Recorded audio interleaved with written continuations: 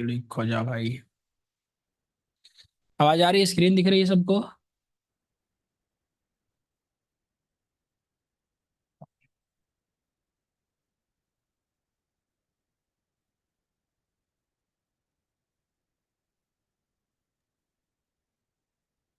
आवाज आ रही है ढंग से ना? आवाज स्क्रीन दिख रही है? हाँ। आगे बढ़ा जाए, शुरू करा जाए। हेलो। Okay okay. सी। अबे, इन पेंट नहीं खोलना है मुझे। Classic mode, this one. See. So transaction management हमारा कंप्लीट हो गया। And the next module is, वो एक second,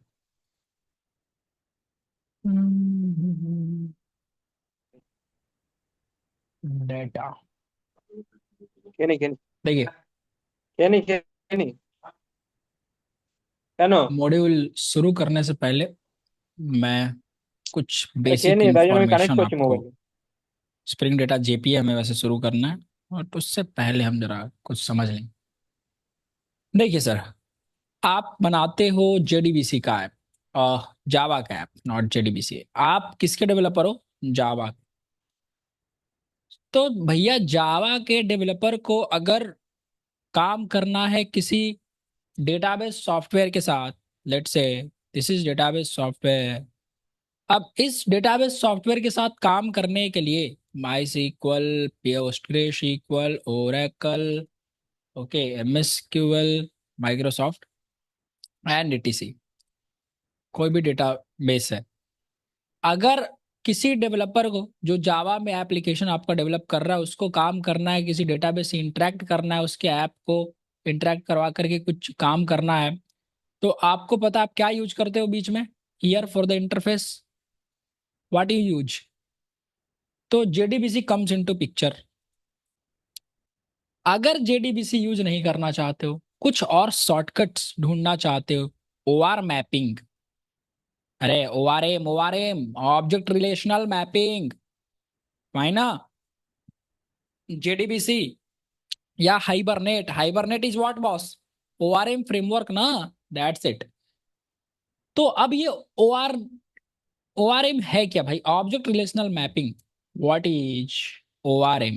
object relational mapping, ORM. What is this ORM? यहां से हम शुरू करेंगे। फाइन। देखिए,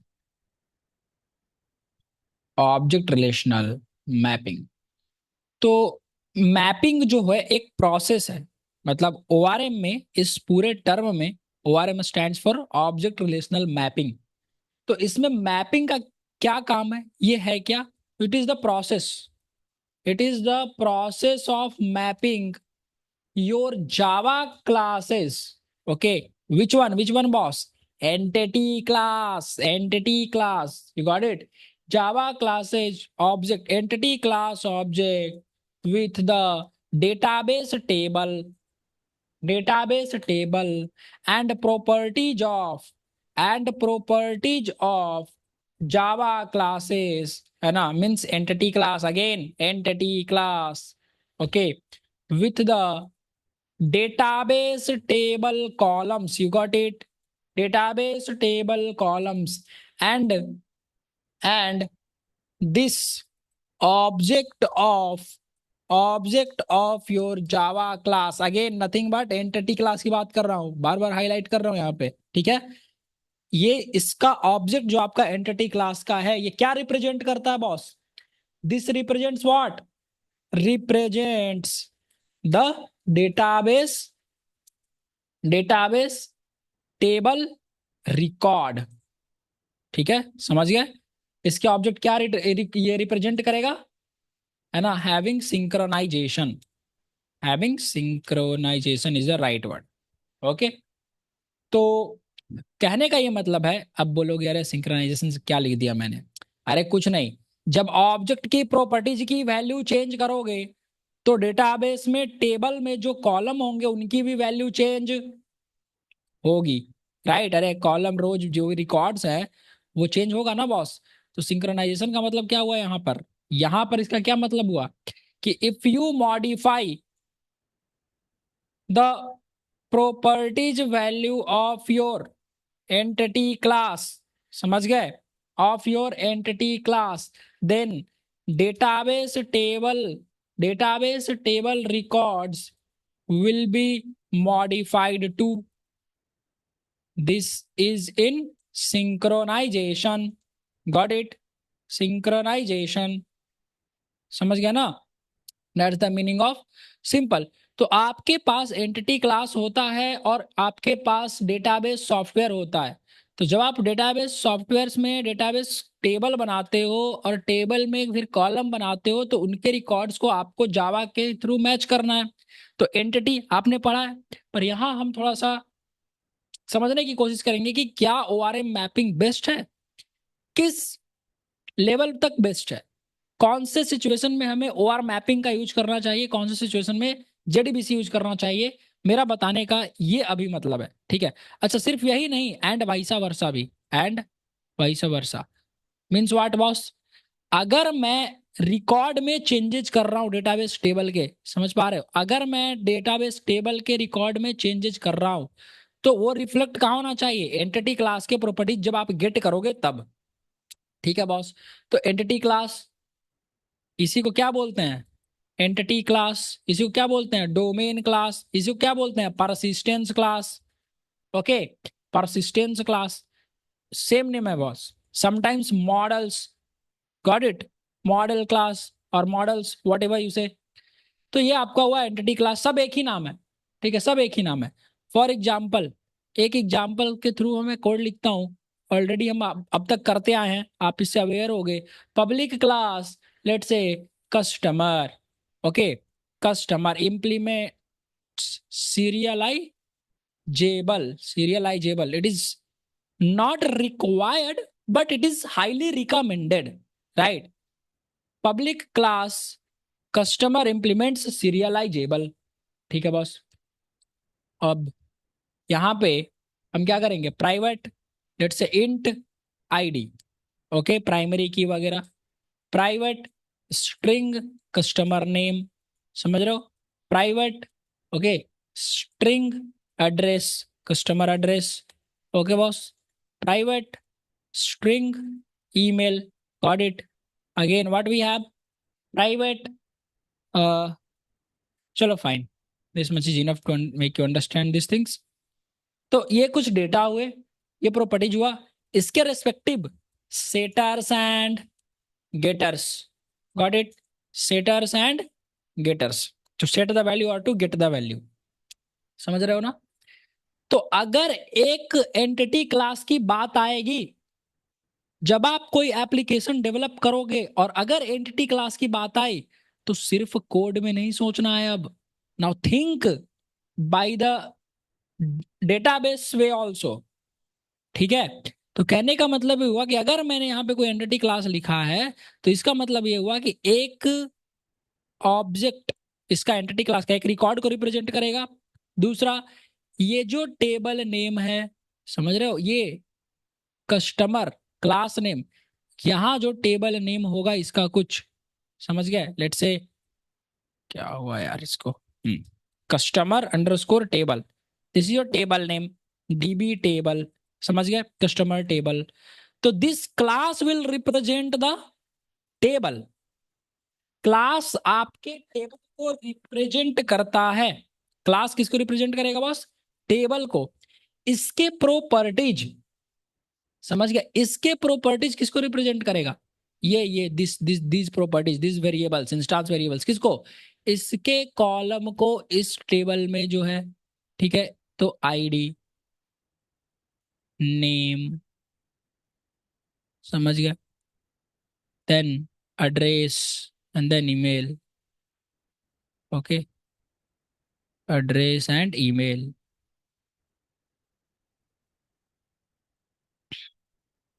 here you have some ID, name, address, email, okay sir. Let's say कि यहाँ पे कोई ना कोई रिकॉर्ड है, वन अमित पटना, अमित@gmail.com। फाइन, एक रिकॉर्ड भी है। अब ध्यान से समझना यहाँ पे क्या क्या चीजें हैं। अब ये रिकॉर्ड बॉस, ठीक है, किस तरीके से मैपिंग के थ्रू इसको हम मैप करेंगे। अरे इन दोनों को आपस में इंटरेक्ट करने के लिए दोनों में लिंक बनाना जरूरी है ना बॉस।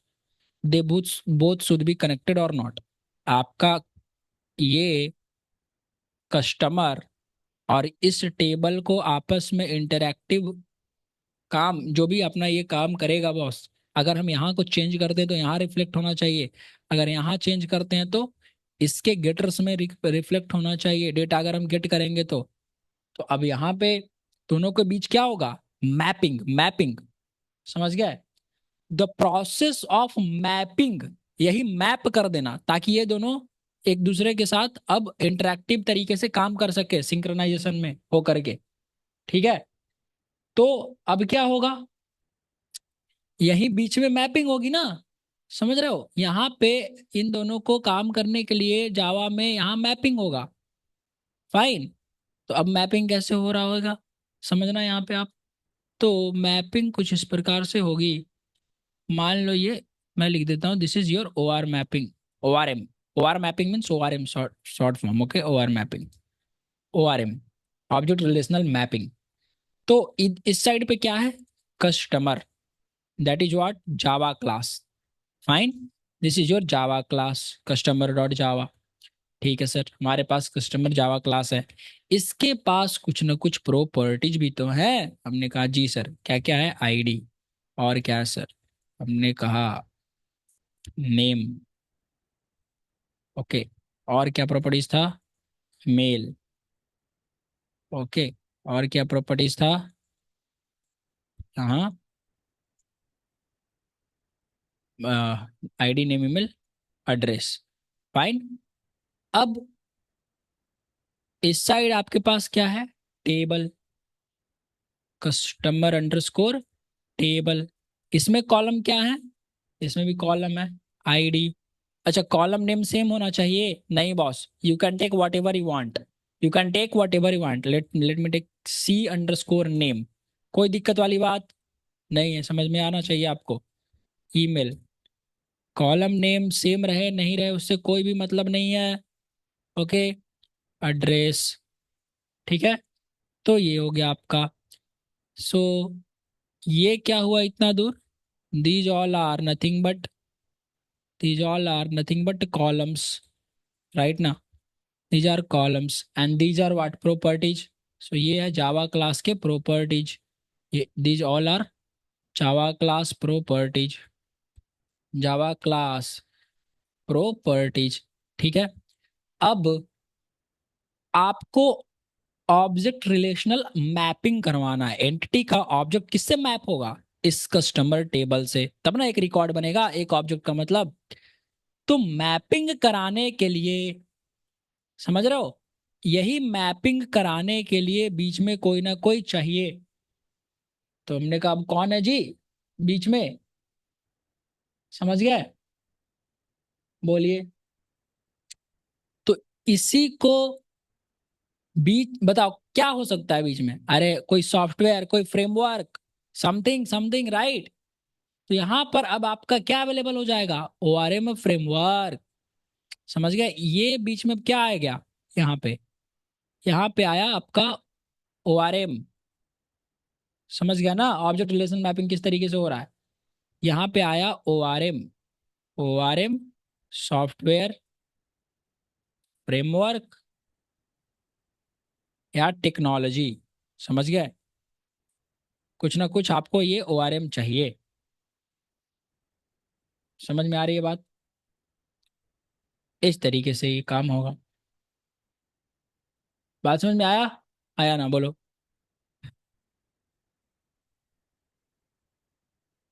कहने का कुछ बहुत सिंपल सा तरीका है, आप एक एप्लीकेशन डेवलप करोगे, आपको डेटाबेस टेबल के साथ काम करना है, डेटाबेस में कुछ चीजें चाहिए चेंज करनी है, या डेटाबेस में रिकॉर्ड रखना है, कुछ भी करना है डेटाबेस के साथ डेटा रख करके, और इधर जावा है और आपको जावा आता है, तो आपको बीच में इसके ऑब्जेक्ट के साथ आपको काम करना आता है, और आपको अगर इसका ऑब्जेक्ट भी दे दिया जाए फिर आप काम कर लोगे। तो इसका मतलब एक एंटिटी क्लास का ऑब्जेक्ट इसके एक एंटिटी रिकॉर्ड को क्या करता है, रिप्रेजेंट करता है। समझ गए? Note.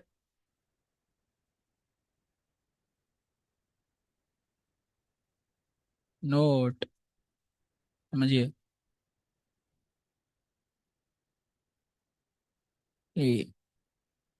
One single object of entity class represents the, या ऐसे लिख दो, है ना, one entity class represents the table।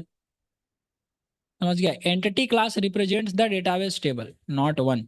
just write entity class represents the table।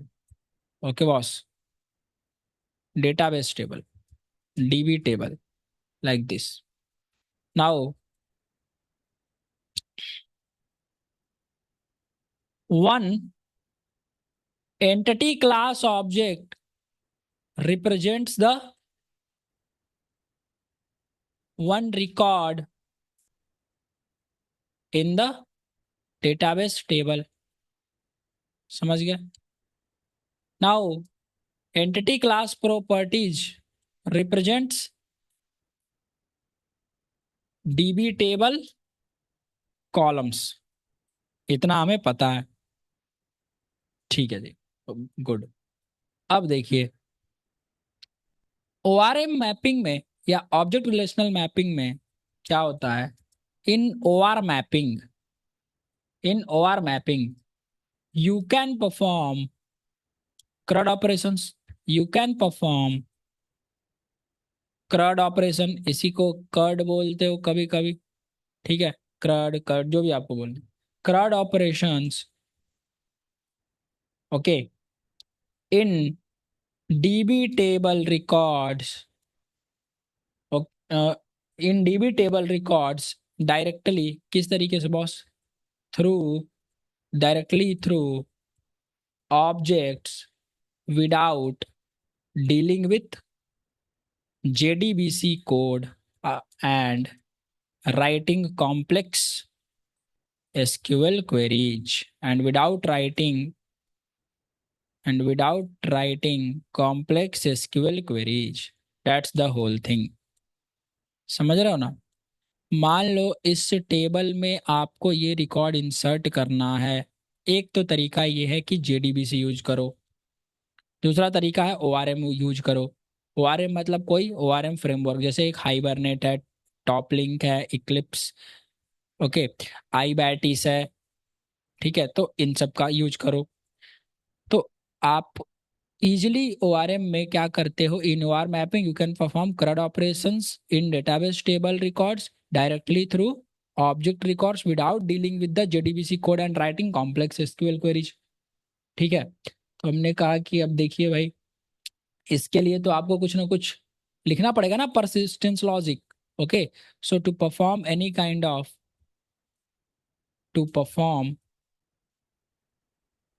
kind of any kind of persistence logic, persistence operations was, okay, persistence operations as object based database, to perform any kind of persistence operations,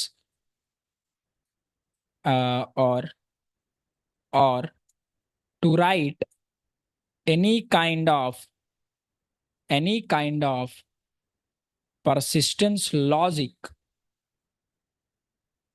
as object based database software independent, देखो, independent, independent persistence logic without the SQL queries, okay, or almost no, almost negligible SQL queries negligible SQL queries, we need the support of any ORM frameworks or softwares or tools or technologies, whatever you say, in our project.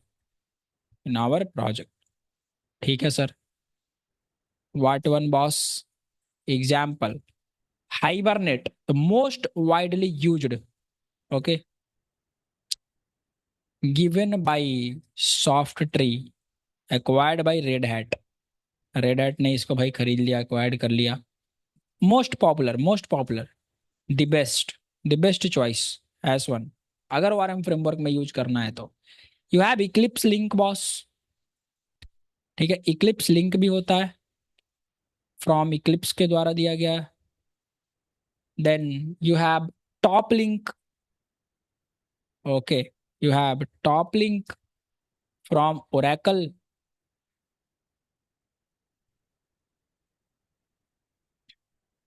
Oracle here, from Oracle. And again you have few more like iBATIS करके होता है भाई एक, iBATIS Apache given by Apache. और and ETC बार, और ध्यान में अभी आ नहीं रहा. ये कुछ अलग अलग नाम है ओआरएम फ्रेमवर्क्स के, ओआरएम टूल्स के, कुछ भी बोलिए. तो आप अपने प्रोजेक्ट में अगर आपको इस तरीके से काम करना है तो कोई भी पिक कर सकते हैं. जो सबसे ज़्यादा रिच, सबसे ज़्यादा वाइडली पॉपुलर है वो है हाइबरनेट फ्रेमवर्क. तो it is one of the best in the market. ठीक है, सबसे ज़्यादा यूज होता है. Okay, I will recommend, please listen. I will recommend, लिख दे रहा हूँ, learning hibernate. Fine. You can learn from Hibernate by CoderX अंकित. अगर आपके पास एक्स्ट्रा टाइम है मैं जरूर रिकमेंड करूंगा आप ये पढ़ना शुरू कर दीजिए. Good time, good time. Hibernate by coder Ankit, YouTube channel, free में पढ़ा हुआ है मेरे लेक्चर्स, वहाँ जरूर देख लेना आप लोग. ठीक है, क्योंकि अगर आप आज नहीं तो कल आपको ये हेल्प करेगा ही करेगा. Fine boss. अगर आप 2-3 साल के इंटरव्यू देने वाले हैं तो जरूर से आपको पूछा जाएगा कि भैया हाइबरनेट, मतलब कुछ ना कुछ जरूर आपसे घुमा फिरा के इधर उधर से क्वेश्चन पूछ दिए जाएंगे जिसमें हाइबरनेट का जिक्र कहीं ना कहीं किसी किस कॉन्सेप्ट में आपको निकाल कर देना पड़ेगा. तो ध्यान रखेंगे इस बात को. और एक्स्ट्रा टाइम है तो आप प्लीज सीखिए, आप ही का फायदा है, आप ही की सीटीसी बढ़ेगी. ठीक है, दैट्स वाई. अदरवाइज नहीं भी पढ़ सकते हैं, बट पढ़ेंगे तो फायदा ही फायदा है. चलिए देखिए, हमने क्या बोला कि आप हाइबरनेट, इसमें से हमें, अरे यार ये इसी को क्या हुआ, ओ यार. देखिए, तो यहाँ तक हम पढ़ लिए. अब देखिए, जेपीए की जब आप बात करोगे, ये तो हाइबरनेट, ओआरएम का मतलब समझ में आ गया ना. अभी तक मेरा मकसद था अभी आपको ओआरएम समझाना कि बीच में कोई मीडिएटर है जो आपके जावा क्लास को और आपके आपके कस्टमर टेबल, एक तरीके से जो आपका डेटाबेस टेबल है, इन दोनों को आपस में बातचीत कराए भैया, इंटरेक्ट कराए, बिना जेडीबीसी क्वेरी लिखे, बिना जेडीबीसी का कोड लिखे, बिना एसक्यूएल क्वेरीज लिखे बड़े बड़े. तो आपको ओआरएम फ्रेमवर्क का यूज करना पड़ेगा, जिनमें से हाइबरनेट एक है, हमें इतना समझ में आया. लेकिन अब हाइबरनेट से एक लेवल ऊपर भी, या इन सबसे एक लेवल ऊपर आता है जेपीए, जावा परसिस्टेंस एपीआई. ठीक है, इनसे ऊपर आता है JPA, what boss, Java persistence API. Okay. और these days it is known as Jakarta persistence API. ठीक है, Jakarta persistence API, JPA, Jakarta persistence. ये जेपीए क्या है भैया, और ये किस तरीके से ओआरएम से रिलेटेड है, जरा इसका क्वेश्चन का आंसर समझिए और यही आपका जवाब देगा मस्त एकदम. जेपीए का मतलब होता है जावा परसिस्टेंस एपीआई. तो जेपीए एक सॉफ्टवेयर क्या है, स्पेसिफिकेशन है। JPA is a software specification. Specification. अब देखिए, मेरी बात समझिए, ये स्पेसिफिकेशन क्या है। जरा देखो इधर ध्यान देना, ये इंपॉर्टेंट है, समझ में आएगा तो इसके बाद सारी चीज इजी लगेगा बॉस। सी, अगर मैं कहूं कि आपको बैंक खोलना है, ठीक है, लेट्स सपोज आप बैंक खोल रहे हो, बैंक ए, बैंक बी, बैंक सी, दो तीन लोग मिलकर के ये बैंक खोलना चाहते हैं। इंडिया की बात करते हैं, बिल्कुल सिंपल। ओके, अब ये बैंक खोलने के लिए आपको रूल्स रेगुलेशन चाहिए ना बॉस। बिना रेगुलरिटी अथॉरिटी के तो बैंक चलना मुश्किल है ना। स्कैम कर दोगे ना फिर तो। समझ रहे हो, कुछ तो फिक्स स्टैंडर्ड होगा, कितना परसेंट फिक्स्ड अमाउंट, ऐसे ऐसे ऐसे, ये इंटरेस्ट रेट, ये लोन रेट, ये चीजें कर सकते हो, ये चीजें नहीं कर सकते हो। कोई किसी को लोन दिए हो तो अब लोन अगर वो वापस नहीं कर रहा है तो आप उसको इस हद तक, मतलब ठीक है आप एक फोन कर सकते हो, बता सकते हो, बट कोई आप तो कानूनी सजा या कोई किसी भी प्रकार से आप पनिशमेंट तो नहीं दे सकते हो। जो आपका डील हुआ है, जो भी आपके क्या बोलते हैं उसको यार, मॉर्गेज, जो भी चीजें आपकी रखी गई हैं, उन सब चीजों के थ्रू, उन रूल्स और रेगुलेशन के थ्रू ही आप चीज कर सकते हो। तो भैया, ये रूल रेगुलेशन कोई ना कोई अथॉरिटी बनाएगी ना, नहीं बनाएगी तो दिक्कत हो जाएगी ना। क्या आप समझ रहे हो। तो ये रूल्स रेगुलेशन और अथॉरिटीज कौन कंट्रोल कर रहा है सारे बैंक्स वगैरह को। हमने कहा reserve bank of India, RBI. तो आरबीआई पापा के जैसा यहाँ पे बैठे हुए हैं और रूल्स रेगुलेशन बनाते हैं, और भैया ये सब उनके तहत ये बैंक फिर काम करता है, वरना दिक्कत हो जाएगी। फिर तो ये स्टैंडर्ड तरीका, ये पैसे में दिक्कत हो जाएगी ना, कैपिटल यहाँ जो मतलब जो भी है, इसका सीधा सीधा इफेक्ट पूरे देश पर पड़ेगा, दिक्कत हो सकती है जैसे तैसे होगा तो बिल्कुल यही तरीका है। अब क्या हुआ कि भाई, ये जो जेपीए है, यही सॉफ्टवेयर स्पेसिफिकेशन है। This JPA is nothing but RBI. समझ गए। ये जो आरबीआई के जगह लिया हुआ है, ये जेपीए, जावा परसिस्टेंस। परसिस्टेंस मींस अरे टू मैनेज और modify the data for a longer period of time. तो जब आप लॉन्गर पीरियड ऑफ टाइम तक डेटा को मैनेज करोगे, स्टोर करोगे, मॉडिफाई करोगे कभी टाइम पड़ने पर, और उसको स्टोर करके अच्छे से रखोगे ताकि वो प्रोसेस हो सके एक लंबे समय के लिए, right. Not the RAM memory I am talking about database softwares. ठीक है।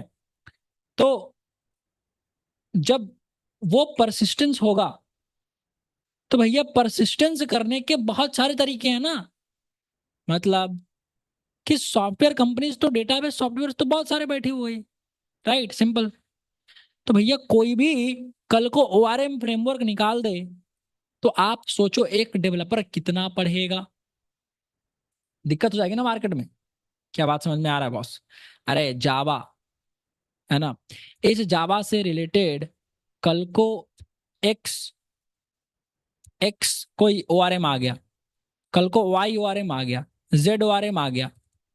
अब अगर ये अपनी मनमानी करने लगे तो, समझ गया, इसलिए सॉफ्टवेयर स्पेसिफिकेशंस होते हैं जो रूल्स रेगुलेशन बनाते हैं। ठीक है। तो ये कैसे अब बताएंगे, कैसे ये तय करेंगे कि भैया मुझे, अच्छा, अब अगर नहीं करेंगे तो दिक्कत भी हो जाएगी ना। आरबीआई नहीं रहेगा तो इन बैंक को भी दिक्कत होगी कुछ चीजें इंप्लीमेंट करने में। तब ये कैसे करें, इनको सिक्योरिटी कौन देगा। समझ रहे हो। अरे सिक्योरिटी देता है ना भाई, कि मतलब लोन वगैरह, अगर बैंक कर्जे में चला गया, मतलब इतना लोन दे दिया, इतना लोन दिया, मान लो बैंक डूबने वाला है, तो इनका कुछ ऐसा इंश्योरेंस टाइप डील होता है कि भाई इतना रुपए एक्स अमाउंट तक मैं आपको दूंगा, मतलब RBI for security reasons, right, recovery के लिए। तो ये जावा परसिस्टेंस एपीआई जो है, वही स्पेसिफिकेशन है। मतलब ये क्या बनाएगा बॉस, रूल्स एंड रेगुलेशंस। समझ गए। ये रूल्स और रेगुलेशंस बनाएंगे, तो ये अथॉरिटी में सबसे टॉप पे बैठा हुआ है। इसने बोला, जावा परसिस्टेंस एपीआई ने, कह रहे कल को तुम्हें ओआरएम फ्रेमवर्क बनाना है। आपने कहा यस बॉस, मुझे जावा का नॉट किसी का भी, जावा का, मुझे कोई ओआरएम फ्रेमवर्क बनाना है। आप क्या क्या चीजें रखोगे। तो आपने कहा मैं सेव करने का मेथड रखना चाहूंगा, मैं अपडेट करने का मेथड रखना चाहूंगा, राइट। एक तरीका अपने सॉफ्टवेयर ओआरएम सॉफ्टवेयर में मैं डिलीट करने का मेथड रखना चाहूंगा, मैं गेट करने का मेथड रखना चाहूंगा, मैं रिकॉर्ड काउंट नाम का मेथड रखूंगा। आप मान लो ये तय करते हो। इस तरीके से कितने मेथड्स आप रखोगे, क्या चीज ऑप्शनल है इसमें, समझ गए, और क्या चीज रिक्वायर्ड है, मैंडेटरी है। You got it. अरे मान लो कि आप, है ना, बैंक खोल रहे हो, अगेन बैंक वाला एग्जांपल। तो अगर कोई एक्स बैंक खोल रहा है तो उसका कलर, उसका ऑफिस कैसा रखना है, नहीं रखना है, ऑप्शनल है, आपके अपने अनुसार है, आप चूज कर सकते हो। पर भैया देखो, इंटरेस्ट रेट ये तो भैया रिक्वायर्ड है, जितना बताया गया उससे ऊपर नहीं ले सकते हो, राइट ना।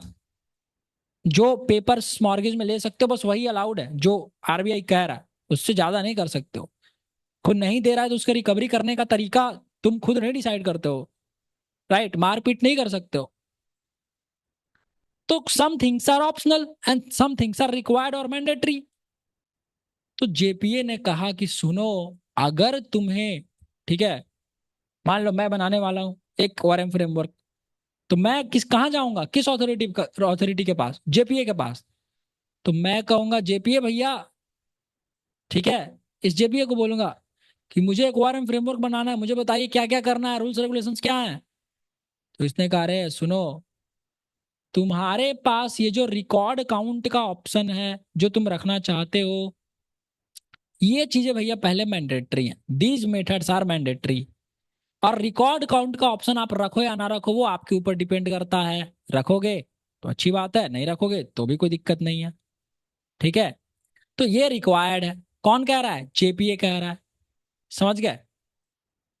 तो मेरा जो ओआरएम फ्रेमवर्क हुआ, लेट्स से अंकित ओआरएम, तो ये ओआरएम सीधा सीधा, इसके ऊपर कौन है बॉस, कौन रूल और रेगुलेटरी के अंदर मैं काम कर रहा हूं, इन जेपीए के रूल्स रेगुलेशंस में, नथिंग, समझ गए। यही है भैया जेपीए का मतलब। तो जेपीए वो सॉफ्टवेयर स्पेसिफिकेशन है जो ये प्रोवाइड करता है रूल्स और रेगुलेशंस, ताकि आप मार्केट में ओआरएम फ्रेमवर्क्स बना सको। क्या अब ये बात समझ में आई। तो कहने का ये मतलब है कि सर जिस प्रकार से सारे बैंक आरबीआई के रूल्स रेगुलेशन में चल रहे हैं, तो मार्केट में दिखने वाले जितने भी ये ओआरएम सॉफ्टवेयर्स और फ्रेमवर्क्स हैं, क्या ये भी जेपीए के अंडर में, मतलब रूल्स एंड रेगुलेशन में, इसके स्पेसिफिकेशंस में ही बनाए गए हैं, राइट और नॉट बॉस, राइट और नॉट। तो कहने का ये मतलब है, अगर जेपीए ऊपर बैठा हुआ है और जेपीए ने कह दिया कि सुनो सेव मेथड तो भैया रिक्वायर्ड है, तो क्या हाइबरनेट में सेव मेथड आएगा, इक्लिप्स में सेव मेथड आएगा, टॉपलिंक में आएगा, आईबैटिस में आएगा। इसने कहा जेपीए, जेपीए ने नया रूल निकाला, अपडेट मेथड रिक्वायर्ड है, तो सारे अपडेट मेथड भी बनाएंगे। जेपीए ने कहा सुनो डिलीट मेथड भी रिक्वायर्ड है, तो सारे डिलीट मेथड भी बनाएंगे। यू गॉट इट और नॉट बॉट, यू गॉट इट और नॉट, समझ में आई, समझ में आया sir, what I am trying to say here. What is the meaning of software specification, तो वो तय करने वाली रेगुलरिटी है, वो अथॉरिटी है जो ये तय करेगा, जो ये डिसाइड करेगा कि what must be there and what should be there, क्या होना ही चाहिए और क्या होना चाहिए या नहीं चाहिए, जो भी। Got it. अरे कोई कंपनी ओन नहीं कर रहा है, कोई कंपनी ओन नहीं करता बॉस जावा परसिस्टेंस एपीआई को, ये खुद जावा वाले एक तरीके से कहो वो कर रहे होते हैं। जावा किसका, अरे शुरू में कौन था, सन माइक्रो सिस्टम्स ना, ठीक है। Yes now Oracle, you see, JPA, अब तो जकार्ता आ गया ना boss, Jakarta persistence API owner, Eclipse foundations, इनकी डील हुई होगी, ओके। और जावा परसिस्टेंस एपीआई का देखो, Java persistence API Oracle, why boss, क्योंकि जावा के जो भी लोग जावा के, वो कौन था पहले, तो सन माइक्रो सिस्टम का था। ठीक है। तो जकार्ता परसिस्टेंस भी है, जो लेटेस्ट अपग्रेडेड वर्जन है इसका, जावा परसिस्टेंस एपीआई का। जकार्ता जकार्ता जकार्ता यूज होता है ज़्यादातर, है ना। देखो जकार्ता परसिस्टेंस में जाओ, ये सेम चीज़ आपको दिखेंगी। देखो कह रहा ना, hibernate, spring data, JPA, JPA 2.0, okay, Jakarta 3.0, JPA 2.0, Jakarta. यहाँ पे थर्ड वर्जन से आई थिंक नाम चेंज हुआ था, कहीं पे आपको दिख जाएगा कि नाम इनका जो चेंजिंग हुआ था जब इनकी अलग डील हुई होगी कंपनी टू कंपनी, मतलब कि अब ये देखेगा, ये रेगुलरिटी संभालेगा, तो उस प्रकार से इनका नाम चेंज हुआ था, जावा एक persistence API to Jakarta. Okay, कहीं पे आपको दिख जाएगा बॉस, जावा परसिस्टेंस एपीआई। ठीक है। बट यही चीजें हैं कि पहले इसको ये ओरेकल ऑन करता था, अब जकार्ता है, तो जकार्ता परसिस्टेंस एपीआई को कौन ऑन कर रहा है? आपका इक्लिप्स। That's it. या देखिए, तो खैर, यहाँ देखिए अब, तो ये आ गया आपका सॉफ्टवेयर स्पेसिफिकेशन, जेपीए बॉस। समझ में आ गया ना। सबसे इंपॉर्टेंट यही चीज़ है, कौन ऑन कर रहा है कौन नहीं कर रहा है, वो तो बात की बात है। यह सन माइक्रो सिस्टम है, ओरेकल है, फिर इक्लिप्स है। बट जो मेन इंपॉर्टेंट पॉइंट है, क्या हम इससे कुछ फायदा देख सकते हैं? हमने कहा बिल्कुल जी। आप अगर कल को अपना मार्केट में लॉन्च करना चाहो आरएम फ्रेमवर्क, तो किसके अंडर काम करके, किस रेगुलरिटी, किस अथॉरिटी के पास जाओगे? आपने कहा जेपीए के अनुसार आपको चलना पड़ेगा, और फिर आपको एक ओआरएम फ्रेमवर्क वगैरह डेवलप करना पड़ेगा। तो JPA is a software specification having, इसके पास क्या है? Set of rules and guidelines. Set of rules and guidelines. अब खुद समझ रहे हो, गाइडलाइंस ऑप्शनल होते हैं। अरे मैंने क्या कहा कि ये मैं गाइडलाइन करता हूँ आपको, अब आप मानोगे नहीं मानोगे आपका बात है। बट अगर मैं ये कहता हूँ कि ये रूल है, तो मतलब कि डेट मस्ट बी रिक्वायर्ड ना, दैट्स वाई। तो having set of rules and guideline to create ORM frameworks, to create ORM frameworks, ORM frameworks और tools और सॉफ्टवेयर्स। ओके, सो स्विचिंग, अब इससे क्या होगा आप खुद सोचिए। Switching from one ORM software to another ORM software becomes easier for programmers or not, boss, and mostly for Java programmers. You got it? अरे जब जेपीए के अंदर सब काम कर रहे हैं, तो अब स्विच करना आसान हो जाएगा ना, वरना आप खुद सोचो, सब अपनी मनमानी करते तो कितने सारा चीज आपको सीखना पड़ता। एक तो ये भी दिक्कत हो जाती। तो यूरोपियन यूनियन, ईयू, ये सब क्या देखता है? इलेक्ट्रिकल चीजें भी तो देखता है ना, इलेक्ट्रॉनिक्स आइटम्स, जैसे कि फोन हो गया, आपका टाइप सी केबल हो गया, तो ये सब क्या देख रहे होते हैं? ये सब काफी सारे, मतलब हर चीज का अलग अलग स्पेसिफिकेशन है।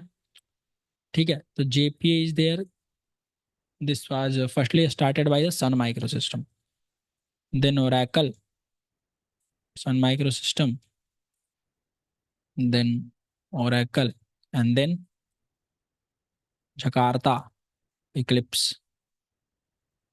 ठीक है। इस जेपीए के पास रूल्स रेगुलेशंस हैं, और इसको फॉलो करते हुए अलग अलग क्या बन गए, इसके फ्रेमवर्क्स बनाए गए मार्केट में, जिनमें से हाइबरनेट सबसे ज़्यादा पॉपुलर हुआ, है ना। जैसे SVI, PNB, these are the, मतलब सबसे ज़्यादा कस्टमर्स हैं, है ना। हाइबरनेट, आई बैटिस, और क्या क्या नाम लिया था मैंने, top link, Eclipse link, right, top link, top link, have Eclipse link,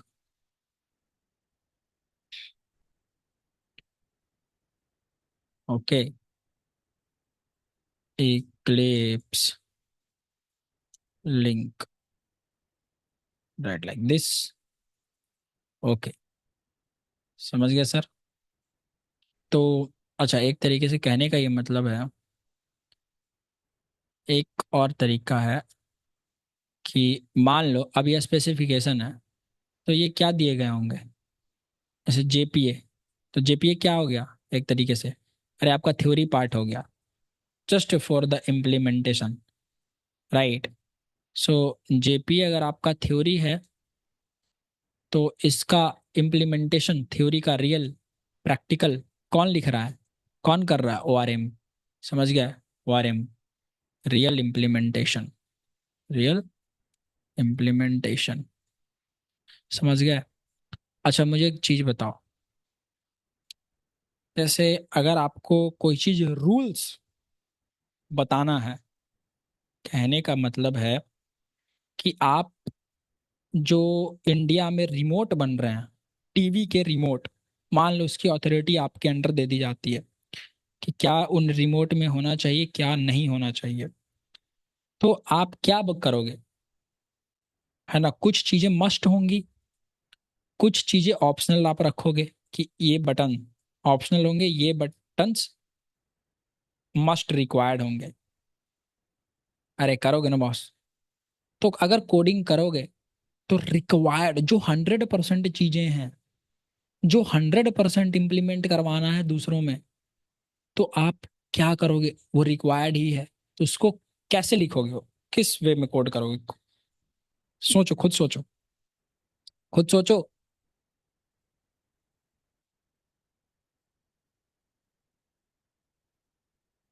हम्म, दिमाग काम कर रहा है कुछ। Hello, am I audible, please. Okay, क्या समझ में आ रहा है बताइए। मैंने कुछ क्वेश्चन करा कि मस्ट रिक्वायर्ड है, तो कैसे। अरे यार, कहोगे क्या भैया, देखो यहाँ समझो, मुझे एक बात बताओ, जब आपको 100% इम्प्लीमेंटेशन ही चाहिए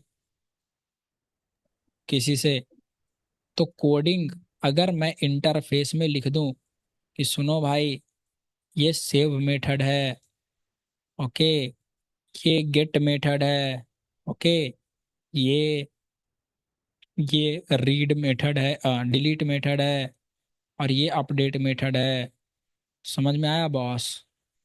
अगर इसने दिया जेपीए करड, जेपीए करड डॉट जावा, ये क्या है, अगर ये एक इंटरफेस जेपीए वालों ने दिया, तो हाइबरनेट वालों ने क्या करा होगा बॉस, हाइबरनेट करड, हाइबरनेट करड इम्प्लीमेंट्स, समझ में आ रहा है कि नहीं आ रहा, जेपीए करड, अरे समझ में आया।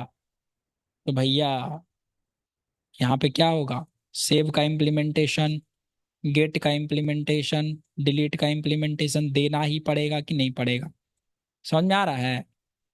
हम्म, जिस प्रकार से आप क्या करते, आप बनाते universal remote, universal remote, TV का आपको बना दिया जाता है इंचार्ज, तो आप अथॉरिटी कंट्रोल करते, तो यूनिवर्सल रिमोट में इंटरफेस बनाते और कहते कि उसमें वॉल्यूम अप डाउन करने की सबसे पहले होनी चाहिए, ये रिक्वायर्ड है बॉस मेथड, ठीक है, volume plus, right, volume minus, ये रिक्वायर्ड है, channel next, channel plus, right, channel next होना चाहिए ना, तो ये रिक्वायर्ड है, तो इसको इंटरफेस में रखते।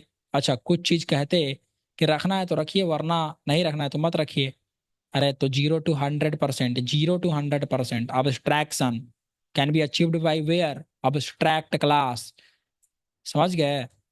तो चीजों को सीखने का मतलब है कि आप रियल टाइम में कैसे उतार सकते हैं, इस हद तक सीखिए, इस प्रकार से सीखने की कोशिश करिए, तो क्यूरियोसिटी हमेशा बनी रहेगी आगे सीखने की, और आगे सीखते चले जाएंगे, समझ रहे हो।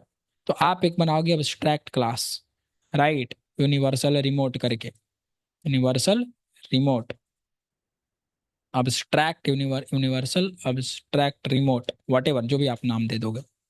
तो आप ये क्लास क्या करेगा, इसको एक्सटेंड्स करेगा, हाइबरनेट एक्सटेंड्स अब्स्ट्रैक्ट, जिसको जो रखना होगा, मान लो यहाँ पे यहाँ पे कोई नॉन रिक्वायर्ड या जो मैनेजेबल बटन है, जैसे ओके का बटन।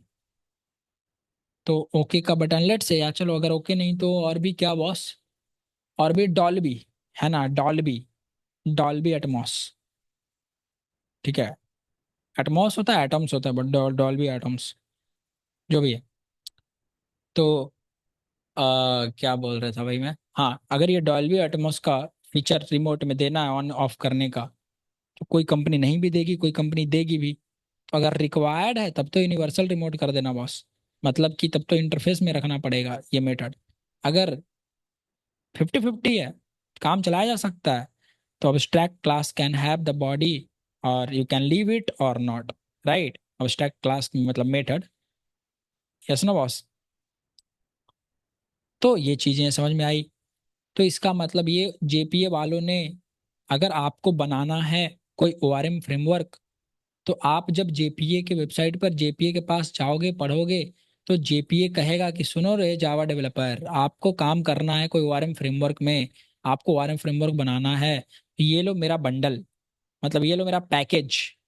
इस पैकेज के अंदर कुछ क्लास रहेगा, कुछ कॉन्क्रीट क्लास मतलब कुछ अब्स्ट्रैक्ट क्लास रहेगा, कुछ इंटरफेस रहेगा, कुछ एनोटेशन रहेगा।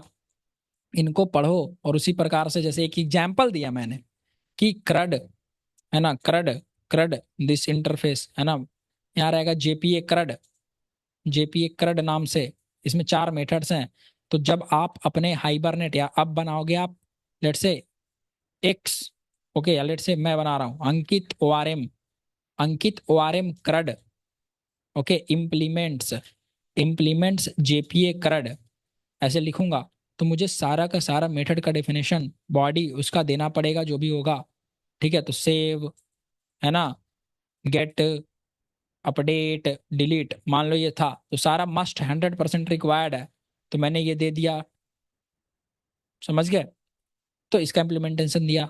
अब जब कोई यूजर यूज करेगा तो उसको क्या चाहिए, उसको चाहिए अंकित ओआरएम क्रड, है ना, CRUD, CRUD equal to, CRUD equal to new Ankit ORM CRUD, इसका ऑब्जेक्ट बना लेगा।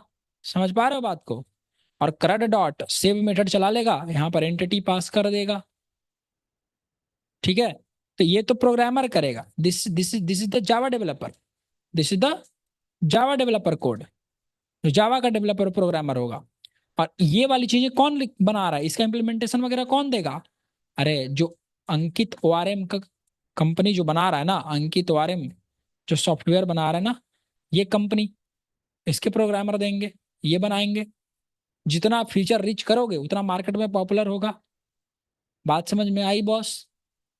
तो आप भी बना सकते हो, ऐसा बात नहीं है कि आप नहीं बना सकते हो। क्या कुछ समझ में आ रहा है जो मैं बोल रहा हूँ। What is JPA. हाँ जी, बोलिए जी, क्लियर हुआ। चलो आई होप, अगर इतना कुछ समझ में आ रहा है तो इसका मतलब बहुत फिर इजी है। इसके बाद तो खाली मेथड वगैरह है ना बॉस, कि इससे ये होता है, उससे वो होता है, इससे एक्स होता है, इससे जेड होता है, इससे वाई होता है। मेन तो यही समझने वाला था, है क्या, है ना, है क्या, यूज कहाँ होगा, तो दोनों समझा दिया मैंने। कोई भी चीज को अच्छे से सीखने का 3 पैरामीटर है। व्हाट, है ना, what, then where it will be used, where and why, सबसे पहले क्या, फिर कहाँ और क्यों, और लास्ट में हम सीखेंगे कैसे, how should come at last boss. But आजकल क्या होता है, स्टूडेंट्स क्या कर रहे हैं, खास करके यूट्यूब से जो लोग पढ़ रहे हैं बहुत ज्यादा, कैसे देखते हैं, व्यूज आपको व्यूवरशिप से पता चल रहा होगा, they want the fast practicals. अरे जब आप समझ में नहीं आओगे आएगा तो प्रैक्टिकल सीख कर भी आज सीखोगे कल भूल जाओगे। दैट्स द होल थिंग यार, वही होता है। जब इतना डिटेल में पढ़ोगे तो अब आपको जेपीए भूलोगे ही नहीं, जेपीए भाई कभी भी, ओआरएम भूलोगे ही नहीं। तो ये सब चीजें होती हैं, दैट्स वाई आपको ये चीज समझना, समझ में आना चाहिए, और जो आपने पढ़ा उसको रियल टाइम में इंप्लीमेंट करना आना चाहिए। द मोस्ट इंपॉर्टेंट पार्ट, है ना, रियल टाइम में यूज करना आना चाहिए। तब तो आप डेवलपर हो यार, तब तो प्रोग्रामर बन, कहने के लिए तो सब कोई कह देता है, जॉब होने के लिए सबकी हो जा रही है। ठीक है, जो भी थोड़ा सा इधर उधर हाथ पैर मार दे रहा है, but developer means you should have the capability to develop some things, that's why. चलो सी ठीक है, वो अपना अपना पर्सपेक्टिव है, वो मेरा था जो मैंने आपको बताया कि डेवलपर का मतलब क्या है। चलो खैर यहाँ देखते हैं, फोकस करते हैं अपने कोर्स पे। तो हमने आपको बताया कि जेपीए क्या है भैया। तो टॉप में बैठा हुआ रेगुलरिटी है जो ओआरएम को कंट्रोल कर रहा है, उसके रूल्स रेगुलेशंस बना रहे हैं, एंड दैट्स इट, है ना। अब देखिए भाई कि आपके पास ओआरएम फ्रेमवर्क्स आ गए परसिस्टेंस लॉजिक लिखने के लिए, है ना। आपके पास परसिस्टेंस लॉजिक लिखने के लिए ओआरएम फ्रेमवर्क्स आ गए, और क्या आ गया, जेडीबीसी का कोड भी आ गया। अब तो दो चीज हो गई ना, अब महायुद्ध हो गया भैया, ठीक है। तो अंकित ने कहा कि मैं ओआरएम फ्रेमवर्क्स क्यों यूज करूं, और अमित ने कहा कि मैं जेडीबीसी कोड क्यों यूज करूं। दोनों लड़ रहे हैं भैया कि कौन बेस्ट है, कौन बेस्ट है। तो अंकित का जो टीचर था उसने बोला, अरे चुप, रुको, listen to my story and listen this things. उसने कहा देखो मैं एक चीज बता रहा हूँ, दोनों के अपने अपने प्लस माइनस है।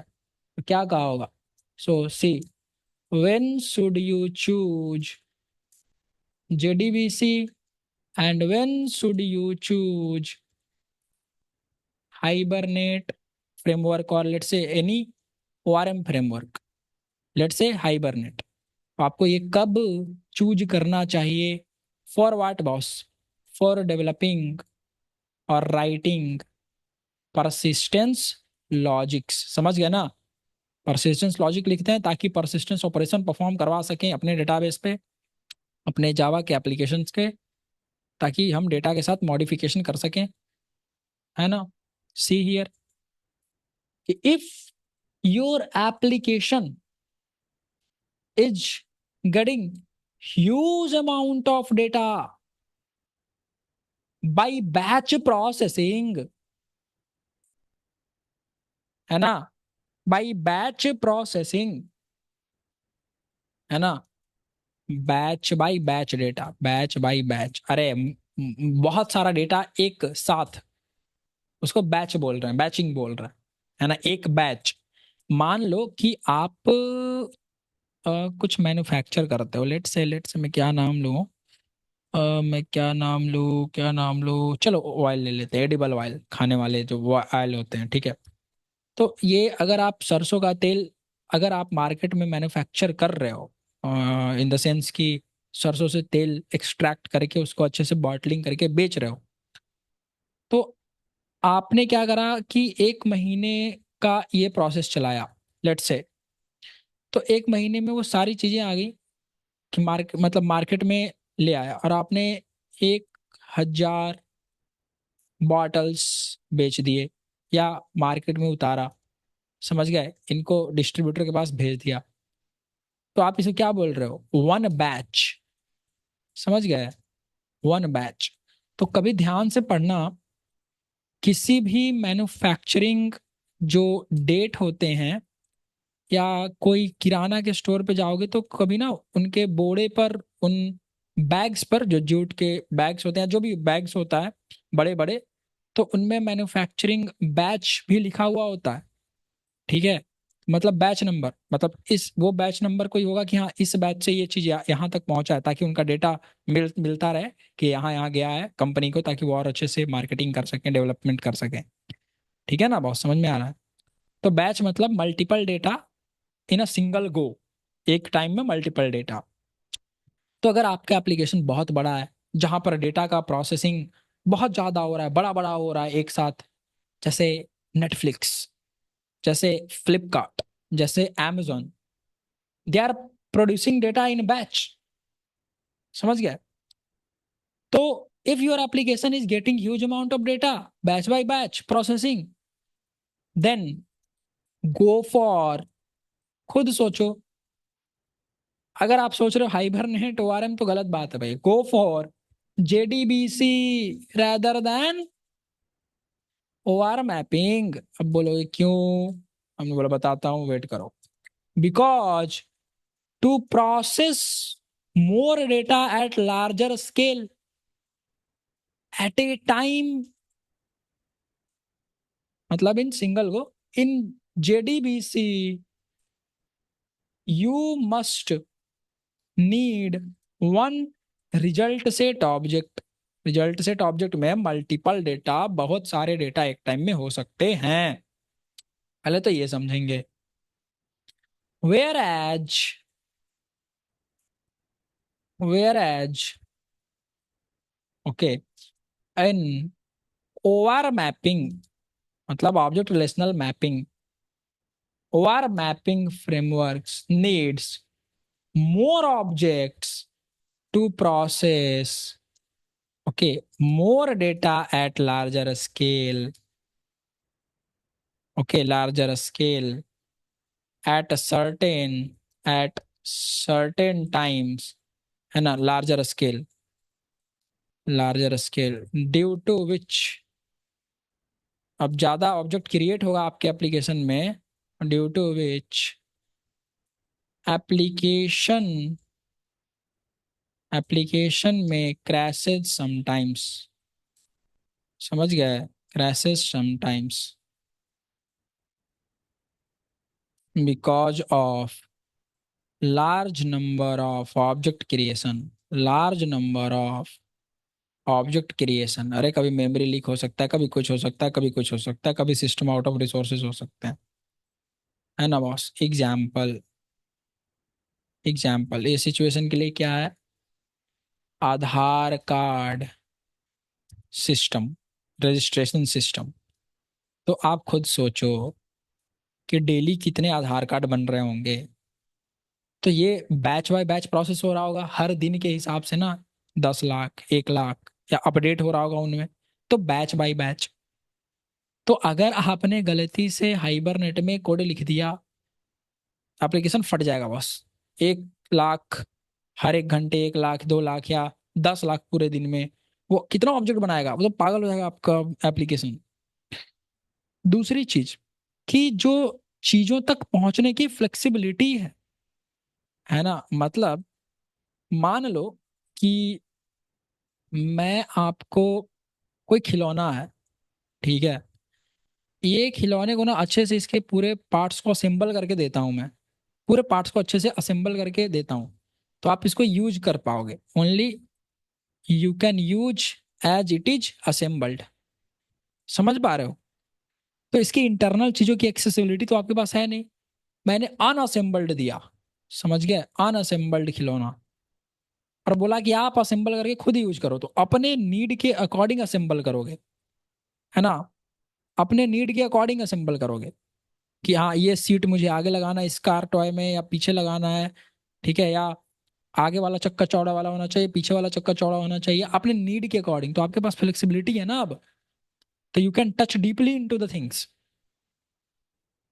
तो जब ये अनअसेंबल्ड चीज क्या है, जेडीबीसी, जेडीबीसी कोड, असेंबल्ड चीज क्या है, क्योंकि ये तो भाई समझ रहे हो ना, असेंबल्ड है ना, फटाफट ऑब्जेक्ट खाली यूज कर रहे हो आप, तो हाइबरनेट या ओआरएम फ्रेमवर्क्स।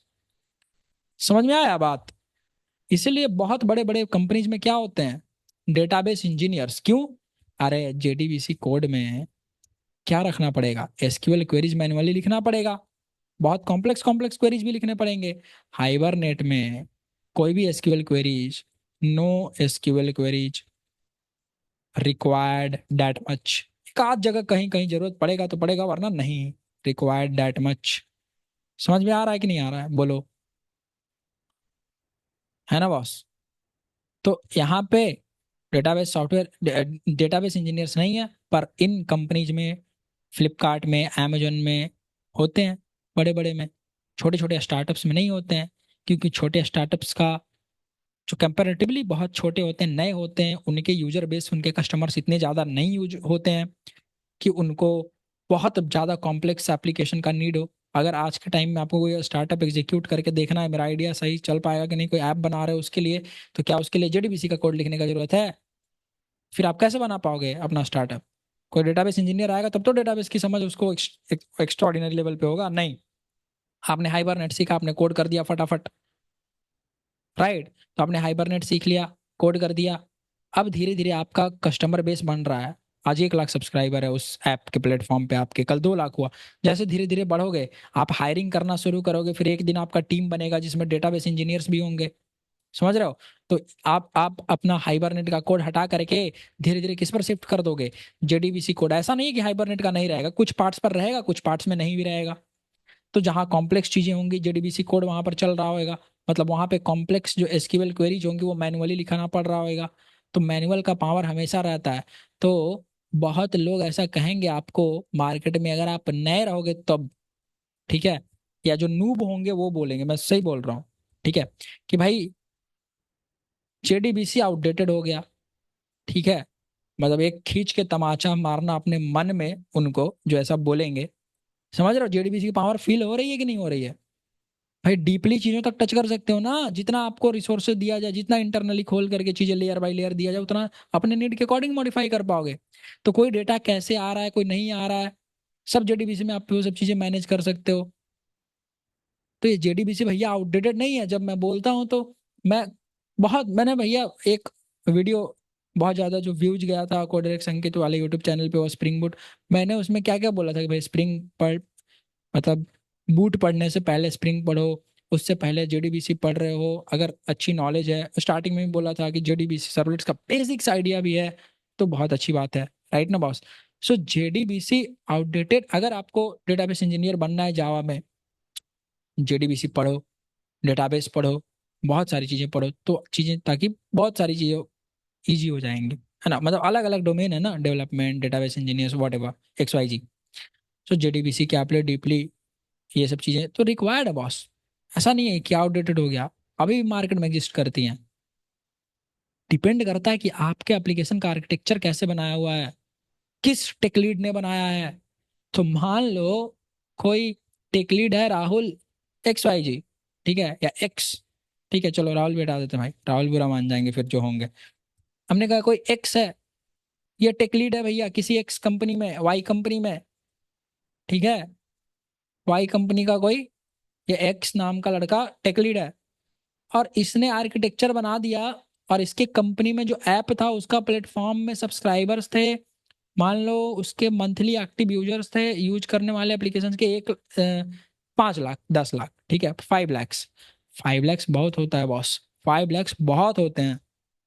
और इसने हाइबरनेट में कोड लिखवाया। समझ रहे हो बात को? तो मेरी बात समझिए, हाइबरनेट में जब आप कोड लिखोगे, ओके, किसी भी ओआरएम फ्रेमवर्क में कोड लिखोगे, तो इसमें तो आपको फ्रेमवर्क क्या देता है?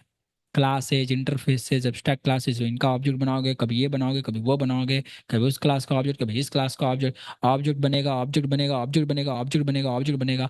तो मेरी बात समझिए, सबसे पहले तो जब इतना सारा ऑब्जेक्ट ऑब्जेक्ट बनेगा, तो दो तीन चीजें में इशू आएंगी। एक तो परफॉर्मेंस पर इशू पड़ेगा, है ना, कभी स्लो होगा, जब यूजर ज्यादा रहेंगे तो स्लो होगा, जब यूजर बहुत कम रहेंगे तो हल्का तेज रहेगा।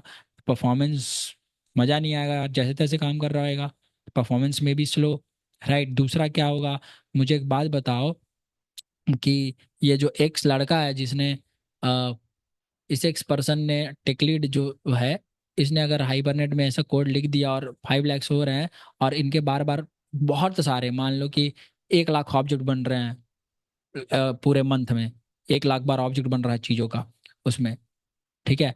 तो भाई वो 1 लाख का ऑब्जेक्ट जो बन रहा है ना, 1 लाख ऑब्जेक्ट बन रहा है आपके पीसी में, तो ये भैया रैम के अंदर ही तो बनेगा। रैम के अंदर जब बनेगा, मतलब एप्लीकेशन में रैम के अंदर ही तो बनेगा जहाँ एप्लीकेशन चल रहा होगा। तो ये सर्वर का पैसा कौन देगा? हाँ, एक्स के चच्चा तो देंगे नहीं, ये तो जाएंगे फाउंडर की टीम से, ये तो जाएगा कंपनी की टीम से। तो भैया कंपनी का सर्वर कॉस्ट भी बढ़ेगा ना, तो सर्वर कॉस्ट इंक्रीज हो जाएगा।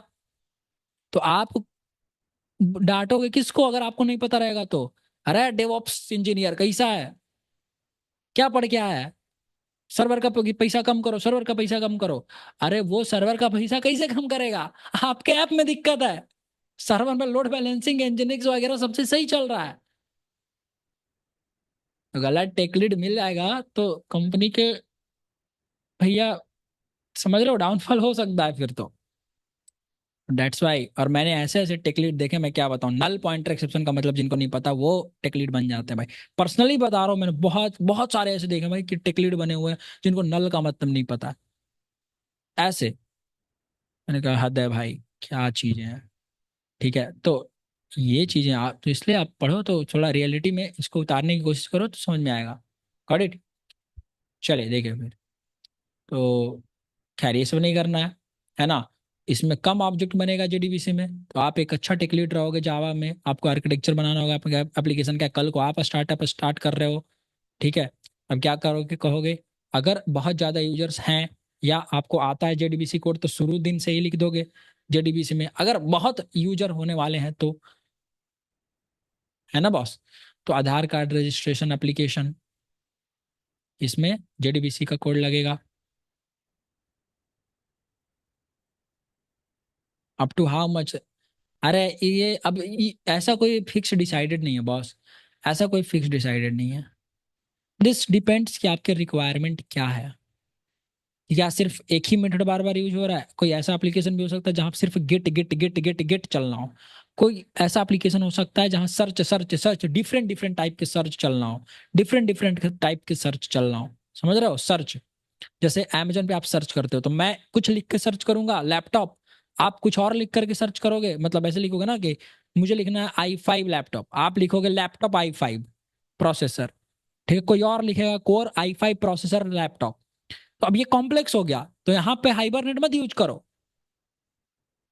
ठीक है। क्योंकि भैया बार बार ऑब्जेक्ट बहुत सारे चीजों का, आराम से क्या यूज करो, जेडीबीसी वगैरह लगाओ इन सब एप्लीकेशन में। तो depends upon your whole understanding. तो this will come from, not from the day one. ये चीजें समझ में आएंगी कि कहाँ पे क्या चीज फिट बैठेगा जब ठहर करके सोचोगे एक एप्लीकेशन के आर्किटेक्चर को क्या क्या यूज करना चाहिए।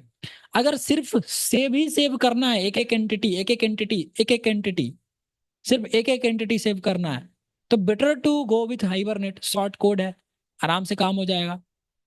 एक ही एंटिटी सेव करना है एक यूजर से बार बार, कोई फालतू का कॉम्प्लेक्सिटी नहीं है। तो अगर सिंपल है एप्लीकेशन, अगर वेरी इजी है उसमें काम करना, बहुत प्रोसेस डिफाइंड है, ठीक है, तो go with the ORM frameworks. अगर क्लटर्ड है, अगर बहुत कॉम्प्लेक्सिटी है, go with the JDBC app.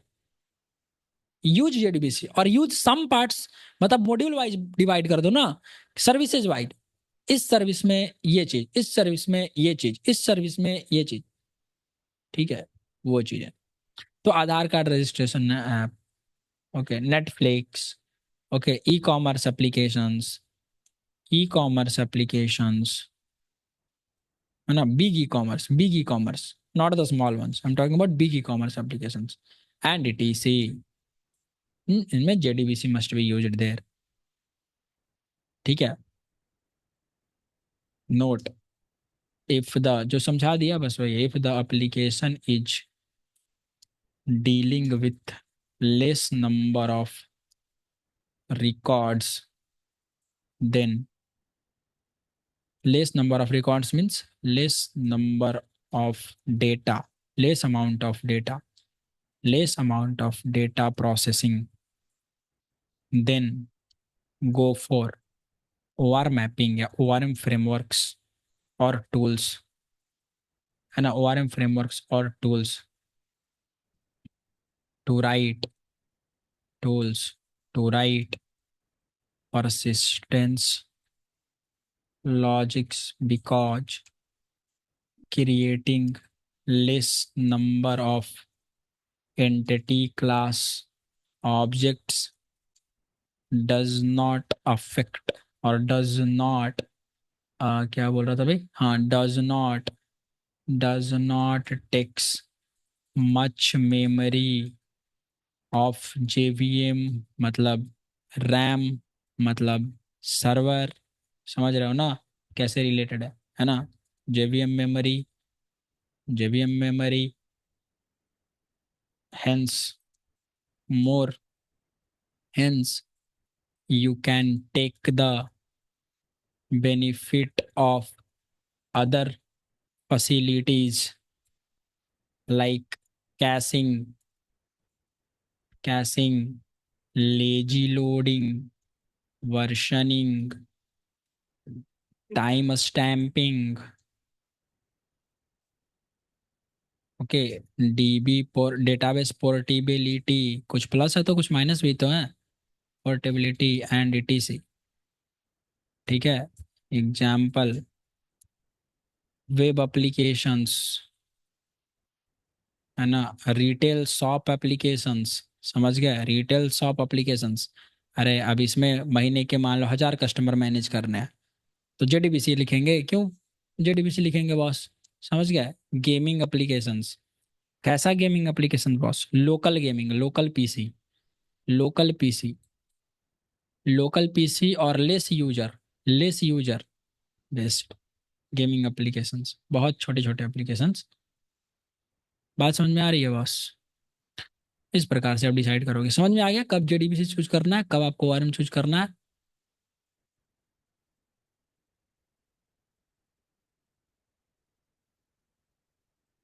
अरे भाई मनीष, आप इतना कंफ्यूज क्यों रहते हो? हमेशा देखो, एक चीज समझो, सब कुछ सुनो, ये बहुत इंपॉर्टेंट चीज। हमेशा ब्रेन एक्स या वाई में सोचता है। समझ रहे हो ना? मतलब बेसिक साइकी है ना पूरे ह्यूमन की, कि आपको हमेशा या तो हाँ सुनना है या तो ना सुनना है। अब दिक्कत ये है कि ब्रेन यही ऐसे ही काम करता है, यस या नो, यस या नो, भाई पूरा सोल्यूशन ही बता दो।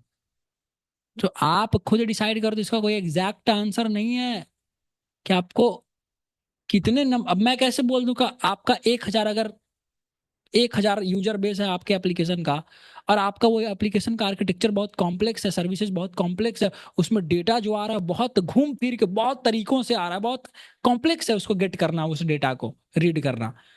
तो यार हाइबरनेट यूज करेंगे, मेरा दिमाग खराब हो जाएगा ना, उसमें 75 तरह के ऑब्जेक्ट बनाने पड़ेंगे, इसका उसका उसका उसका वो X Y Z. Better to go with JDBC. तो ये don't try to think like yes और नो। सो आप जो सीख रहे हो या जो भी आप सीखते हो, जो पढ़ रहे हो, उसका कंक्लूजन निकाल करके सिर्फ एक ही चीज पर बेस्ड मत रह जाओ, यही बेस्ड है, ये खराब है। कम यूजर रहेगा तो यही बेस्ट है, ये खराब है। मैंने एक आपको कॉन्टेक्स्ट बताया, उस कॉन्टेक्स्ट में जो बेस्ट सुटेबल चीज है जो आपके एप्लीकेशन के लिए होगा, उस पर सोच करके, अच्छे से सोच विचार करके, जिसके प्रॉज ज्यादा है उस टाइम पर, जिसके कॉन्स कम से कम है, उसको चूज करो ना। That's simple. तो don't try to think always in X और वाई, यस और नो, ऐसे नहीं होता है। तो आपको यही तो क्यूरियोसिटी बने रहनी चाहिए, फिर आप कुछ क्रिएट कर पाओगे, सीख पाओगे। यहाँ देखो आगे।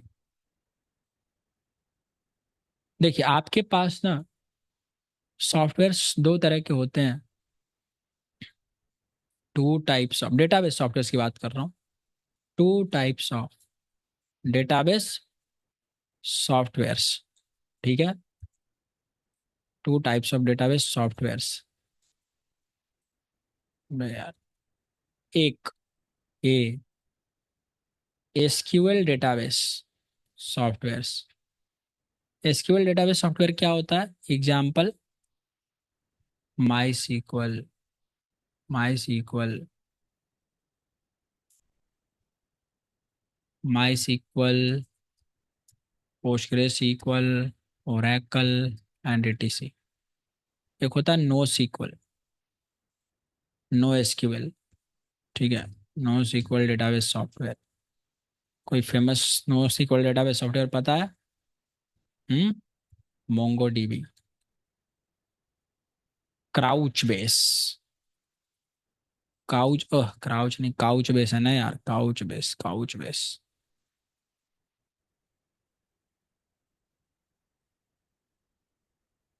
Couch base, see, no sequel data cloud database platform, Couchbase and etc. ठीक है। When to choose which one, when to choose which one, note. अब ये भी बता दे रहा हूँ ताकि आप समझदार टेक लीड बनो, जबरदस्त टेक लीड बनो। जब आपको अपना कोई स्टार्टअप शुरू करना हो, तो किसी और टेक लीड को हायर करने की जरूरत ना हो, फाउंडर सीईओ और टेक लीड आप ही रहो। ठीक है। या टेक लीड तो मतलब सीटीओ आप ही रहो। प्रोग्रामिंग जानते हो तो सुनो देखो, if the structure of data is fixed, i e, मतलब कहने का ये मतलब हुआ कि एक डेटाबेस टेबल में कितने कॉलम है ना, number of columns in database tables are fixed, यही 5 कॉलम है, देन गो फॉर, किसके साथ जाना चाहिए, एसक्यूएल डेटाबेस के साथ, एसक्यूएल डीबी सॉफ्टवेयर के साथ। समझ गए? जैसे एग्जाम्पल, एग्जाम्पल समझिए कि employee database table with 10 columns, एक इम्प्लॉई डेटाबेस टेबल है जिसमें 10 कॉलम्स है। समझ गया? नेम आईडी वगैरह जो भी करके 10 कॉलम्स है। तो इन सारे टेबल में मतलब कि 10 वैल्यूज, और 10 values must be there in the in the in these columns, है ना। 10 वैल्यूज हो जाएंगे इस कॉलम्स में एक रो के लिए। समझ गया? 10 वैल्यूज फॉर वन रो एक रिकॉर्ड के 10 वैल्यूज हो जाएंगे। इफ मैं देख रही तो ये थी माँ ऐसे करी कितना पैसे ने इफ तो ढूंढ अगर में ये दिया है। फिक्स है ना, अगर एक एक इफ पेज के तो ना 2 वन रुपए गने ना एम्प्लॉई तो ये बार था ना 500 रुपये लगाए मैंने। हैज किधर ट्वेंटी है वे? फाइव डिटेल्स समझ गया, 10 वो मेरा मैक्सिमम मारा भाई वैल्यूज कौन हो की भी पाएंगे, है ना। लेकिन अगर किसी एक एम्प्लॉय के पास 25 डिटेल्स हैं, 25 डेटा दे है, वे समझ गया, दे वे 25 डेटा है to carry, then you cannot store these all 25 details for that employee using this model, means using this database software, मतलब MySQL, मतलब मेरे को नहीं। SQL, right, SQL database software, इसका यूज करके तो करोगे नहीं क्योंकि कॉलम फिक्स एक है। बात बोलूं आपने, ओह, कोई चीज की रियली भाई सॉरी बोलो यार, ना। मैंने म्यूट ऑल नहीं करा जन है। मान लो भाई फोन लियो अरे अपन यार, सॉरी यार, मेरे को ध्यान में नहीं था, म्यूट नहीं करा मैंने। चलो, और कोई दिक्कत? Can we continue? पहले बता देते यार, मैं म्यूट कर देता ना। सुनाई दे रहा है? मेरी आवाज सुनाई दे रही? ओके ओके, परफेक्ट, सी है। सो एम्प्लॉय, समझ में आ रहा है ना बॉस, कि 10 कॉलम है तो 10 ही मैक्स है, लेकिन अ, किसी एम्प्लॉय के पास 25 डेटा है तो अब 10 ही कॉलम है ना यार, 15 डेटा कहाँ स्टोर करोगे? तो डेटा का स्ट्रक्चर तो फिक्स है ना।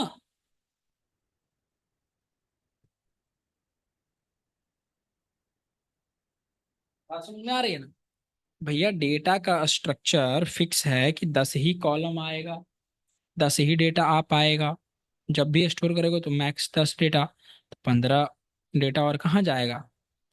तो अगर ये चीज़ फिक्स नहीं है तो आपको यूज करना चाहिए क्या? अगर ये चीज़ फिक्स नहीं है तो आपको यूज करना चाहिए नो सीक्वल डेटाबेस।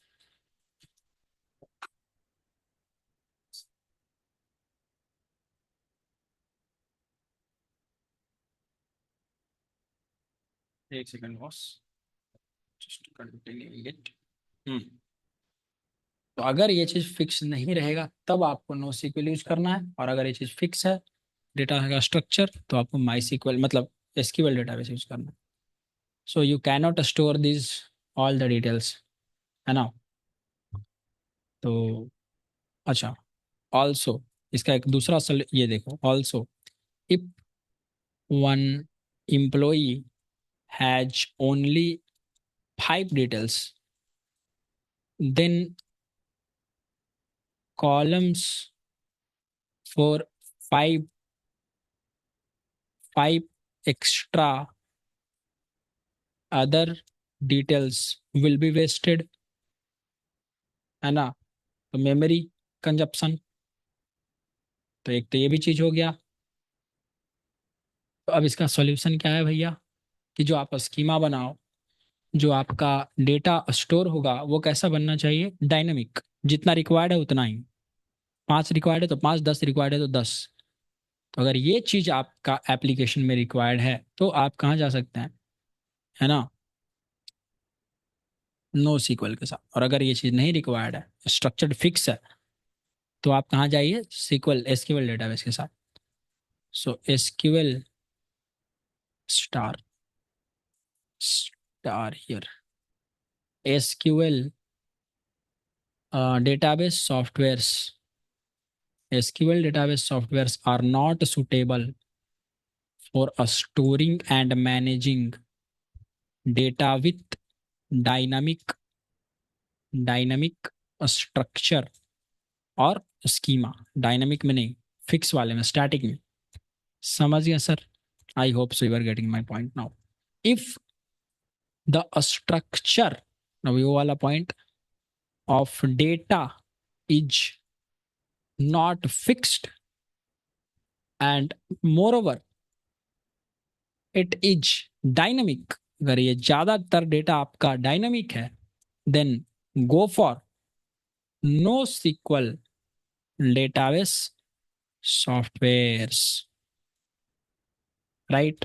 बिकॉज, क्यों भैया, they do not contain database tables having fixed number of columns and रोज, चलो कॉलम्स ही है ना, fix number of, they maintain, है ना, rather they maintain collections having ability to grow dynamically, having ability to accept or keep dynamic data। Dynamic data होगा unstructured, dynamic data होगा हमेशा unstructured, and dynamic schema, dynamic schema data. समझ गए sir? जैसे example, example, employee, employee 1 has या with 10 details, ठीक है, और एम्प्लॉई 2 के पास, एम्प्लॉई 2 के पास 25 डिटेल्स हैं, फिर एम्प्लॉई 3 के पास, एम्प्लॉई 3 के पास 7 डिटेल्स हैं,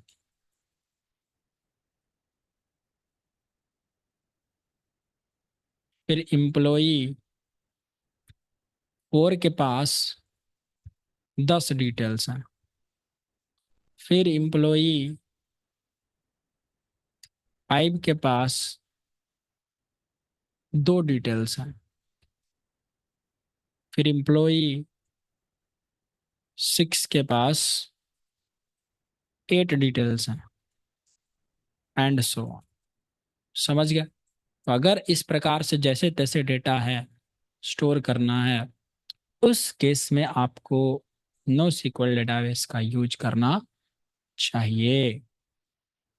तो आई होप मैंने, आई थिंक मैंने ये आपको अच्छे से समझाया कि कब आपको कौन सा डेटाबेस का सिलेक्शन करना चाहिए, क्योंकि जब आप परसिस्टेंस लॉजिक लिखोगे तो कौन सा डेटाबेस सेलेक्ट करोगे ये भी तो रिक्वायर्ड है ना बॉस। क्या ये बात समझ में आ रही है? बोलिए सर, समझ में आ गया कब कौन सा डेटाबेस? ठीक है, जब स्ट्रक्चर्ड रहेगा तो एसक्यूएल, जब डेटा स्ट्रक्चर्ड नहीं रहेगा अच्छे से, जैसे तैसे डेटा जितना मन उतना हो सकता है, तो माई सीक्वल, ये नो सीक्वल, माई सीक्वल बोल रहा हूँ, माई सीक्वल तो आपका एसक्यूएल, तो वो स्ट्रक्चर्ड वाले में यूज करना है। फाइन जी, आगे बढ़े।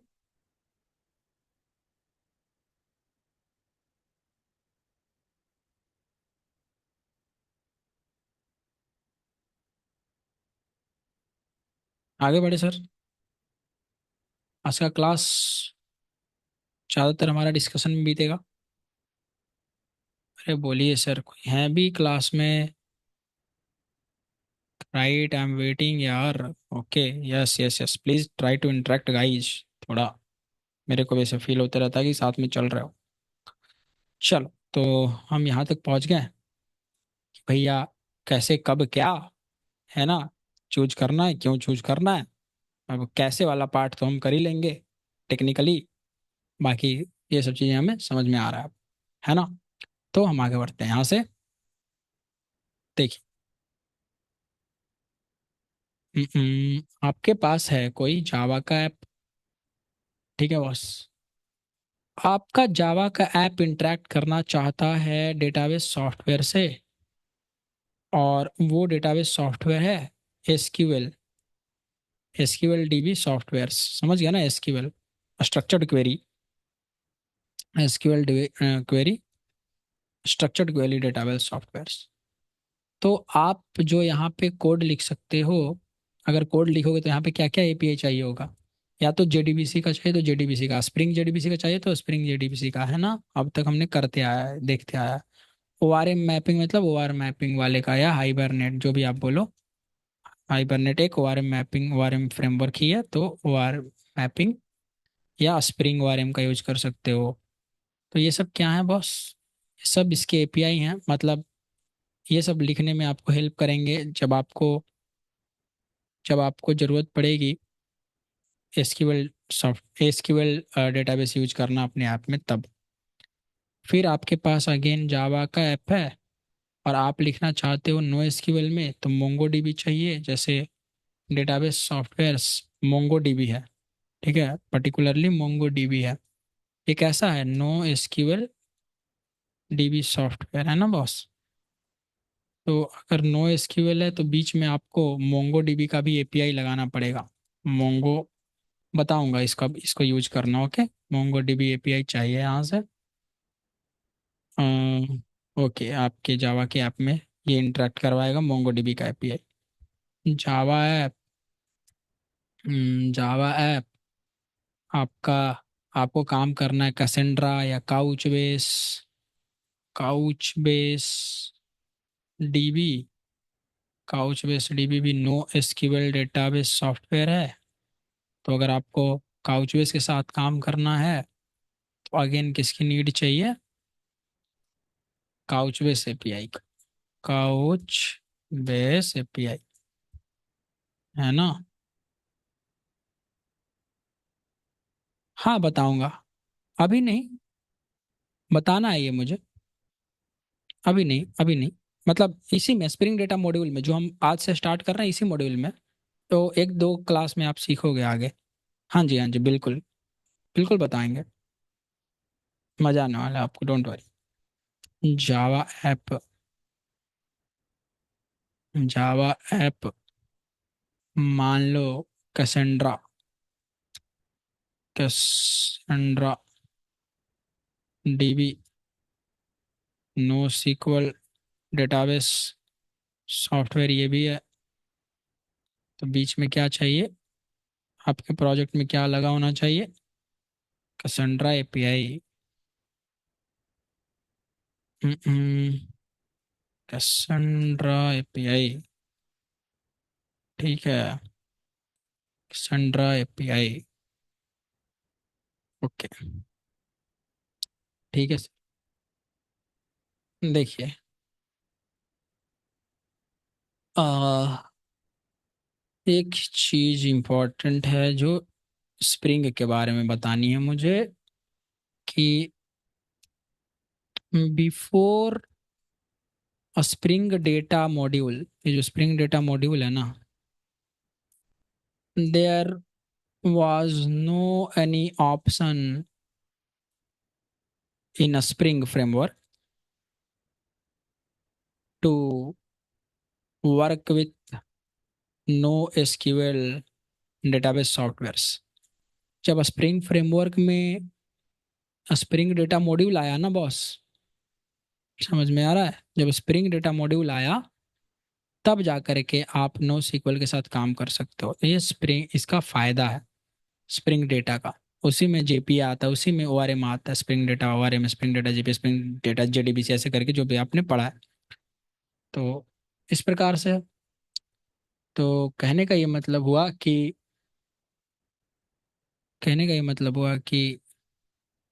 अगेन मुझे इस तरीके से बता के समझाना पड़ेगा, इजी रहेगा। जेडीबीसी ऐप है आपके पास।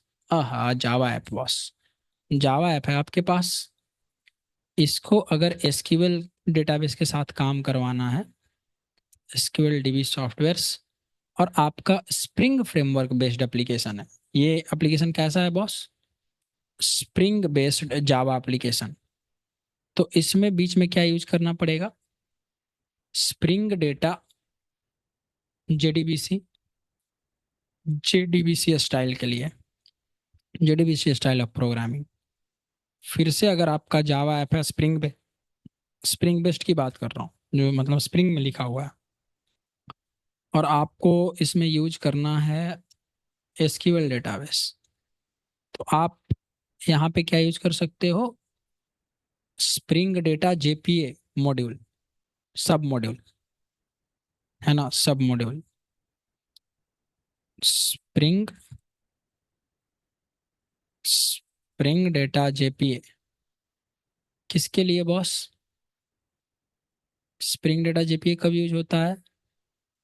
जब आपको ओआरएम बेस्ड चाहिए। Spring data JPA when you required ORM style, object relational mapping style of coding, Spring में, है ना। फिर आपका कोई एप्लीकेशन है जावा का जो कि स्प्रिंग में बनाया हुआ है, और इसको चाहिए नो सीक्वल, जैसे मान लेते हैं मोंगो डीबी के साथ, मोंगो डीबी सॉफ्टवेयर। और जब मोंगो डीबी के साथ काम करना है तो आपको चाहिए यहाँ पे स्प्रिंग डेटा मोंगो डीबी, ठीक है। फिर आपके पास अगर कोई जावा बेस्ड मतलब स्प्रिंग बेस्ड जावा एप्लीकेशन है, अगेन जो है आपका काउच डेटाबेस सॉफ्टवेयर के साथ काम करना है, काउच बेस डीबी सॉफ्टवेयर। तो इसमें आपको यूज करना पड़ेगा स्प्रिंग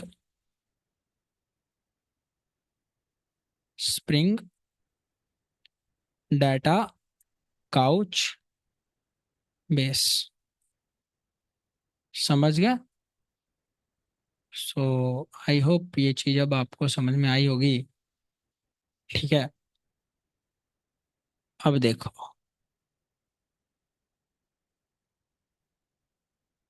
आज का क्लास पूरा बात करने वाला है, मतलब सिर्फ बात करने वाली क्लास है ये। सो बिना बात किए आगे आप, वही है ना, क्या क्यों कब कैसे, मैं यही समझा रहा हूँ अभी। कैसे मतलब टेक्निकली इम्प्लीमेंट करना है वो चीज़ आगे देख लेंगे। पर मैं चाहता हूँ कि जो भी बात करने वाली चीज़ें हैं हमारे इस स्प्रिंग डेटा जेपीए में, जितना ज़्यादा से ज़्यादा मैं कर सकूँ आज की क्लास में तो काफ़ी बढ़िया रहेगा। चीज़ें आपको अंदर तक टच करेंगी फिर। तो ये समझ में आया, हमें काफ़ी कुछ समझ में आया कि अगर स्प्रिंग बेस्ड रहेगा तो हमें इन सब चीज़ों में यूज करना चाहिए, इसमें ये, इसमें वो, इसमें एक्स, इसमें वाई, इसमें जेड। मैं ये ओपन करता हूँ, और भाई मेरा Chrome browser, where are you here है, गूगल सी हियर, क्या नाम है, Spring data, Spring data, Spring data diagram, diagram कैसे दिखेगा बॉस? इमेजेस में दिख रहा है। स्प्रिंग मॉड्यूल्स साइड डायग्राम कहीं पे दिख जाए तो मजा आए। Spring data diagram module, module, ये तो मॉड्यूल्स नहीं है भाई, Spring modules diagram, Spring introduction to Spring framework. खोल ले भाई, देखिए है ना, डाटा एक्सेस इतना धुंधला धुंधला सा क्यों लग रहा है? Spring introduction to Spring framework 4.x का ये वर्जन खुल रहा है। मुझे कोई और लेटेस्ट वाला चाहिए यार, जहाँ पे ये सब अवेलेबल हो। कि डॉक्स में पुराने वाले डॉक्स में तो अच्छे से डायग्राम भी बताया था, ये तो और पुराना है। Three Spring introduction, latest docs, Spring framework documentation, overview. Overview में कुछ है? इसमें है ही नहीं बॉस। कोर में कोर आईओसी कंटेनर से शुरू हो जाएगा ये। मुझे ये नहीं चाहिए यार, मुझे चाहिए डॉक्स का डायग्राम बॉस, इसका डायग्राम। ये भी नहीं खुल रहा है। एक मिनट, इसी को ओपन करते हैं। देखो यहाँ जो दिख रहा है आपको, अरे यार इससे भी बढ़िया होना चाहिए, कहीं पे तो होगा यार। कहीं पे किसी ने तो बनाया होगा। स्प्रिंग मॉड्यूल्स मॉड्यूल्स मॉड्यूल्स, भाई स्प्रिंग मॉड्यूल्स डायग्राम कहीं तो दिख जा अच्छे से। चलो इसमें देखो, इसमें कुछ तो दिख रहा है आपको साफ साफ। जेडीबीसी डेटा एक्सेस है ना, डेटा इंटीग्रेट करने के लिए, डेटा एक्सेस इंटीग्रेशन के लिए जेडीबीसी है, ओआरएम है, ट्रांजैक्शंस उन्हीं सब का पार्ट है जो हमने आपको पढ़ाया, जेएमएस, ओएक्सएम, और क्या और भी है? ऐसा कुछ नहीं है यार स्प्रिंग डेटा का सिर्फ। मैं सिर्फ स्प्रिंग डेटा का, स्प्रिंग डेटा मॉड्यूल डायग्राम, मुझे सिर्फ स्पेसिफिकली स्प्रिंग डेटा का देखना है। कहीं पे होना चाहिए यार, ये देखो यहाँ रहा। किसी ने तो बना के डाला है, किसी ने तो बना के डाला है, मस्त दिख रहा है। देखते हैं, किसी ने आर्टिकल लिखा है शायद इसके बारे में, रिपोजिटरीज स्प्रिंग डेटा, है ना। देखो जेपी एब्स्ट्रैक्ट जेडीबीसी, ठीक है, रिलेशनल डेटाबेस, है ना, स्ट्रक्चर्ड क्वेरी, और जेपीए में समझ गए ना, सारे ओआरएम आ जाएंगे। जो भी आप हाइबरनेट यूज करो तो हाइबरनेट, या जो भी यूज करो वो। बाकी नॉन रिलेशनल में तो समझ ही रहे हो, CouchDB, Cassandra, SOLR, MongoDB, Neo4j, Redis, solar.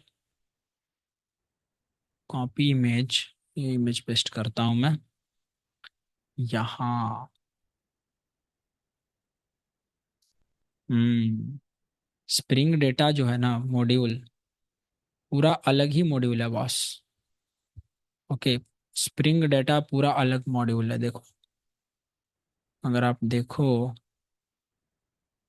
तो Spring data module, Spring data देखो, है ना, Spring data, Spring's data mission is to, देखो इसी के अंदर आ रहा है ना सारा कुछ। इसमें देखो मिलेगी आपको। स्प्रिंग फ्रेमवर्क अलग पूरा दिया हुआ है, स्प्रिंग डेटा का अलग है ना, डॉक्यूमेंटेशन में यहाँ पे दिखाया हुआ।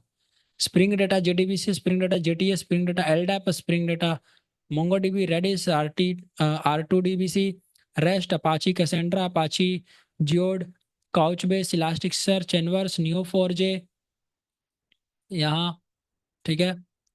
तो ये जो स्प्रिंग डेटा है ये एक्सटेंशन है स्प्रिंग का, है ना। मतलब इनको अलग, मतलब ऐसा नहीं कि मिक्सअप करके लिखा गया है, इनको अलग से लिखा गया। अलग से लिखा गया मतलब जो कोर वगैरह है उसको साइड में रख करके इस पर वापस अच्छे से फोकस करके इसको अलग तरीके से लिखा गया, सिर्फ डेटा के बारे में सोच करके लिखा गया इस पूरे मॉड्यूल को, ठीक है।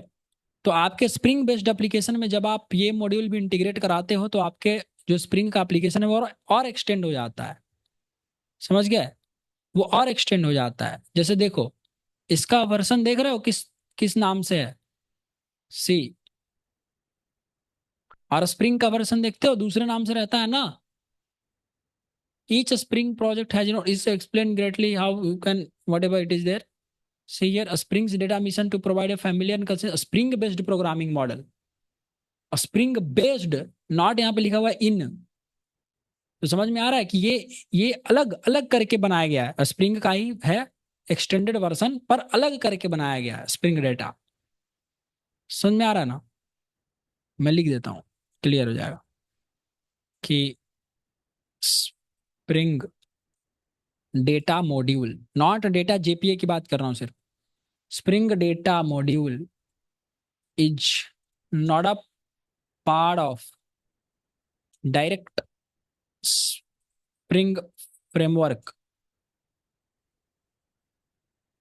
But it is the extension module, मतलब इसको और बड़ा कर दिया है ना, एक्सटेंशन मॉड्यूल ऑफ स्प्रिंग,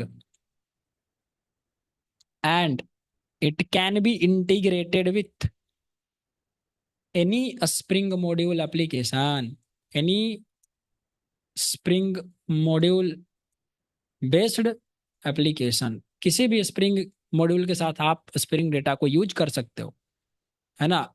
मैंने आपका स्प्रिंग सिक्योरिटी के साथ यूज कर लेना, मतलब स्प्रिंग बेस्ड वालों के साथ ये काम कर जाएगा। समझ गए?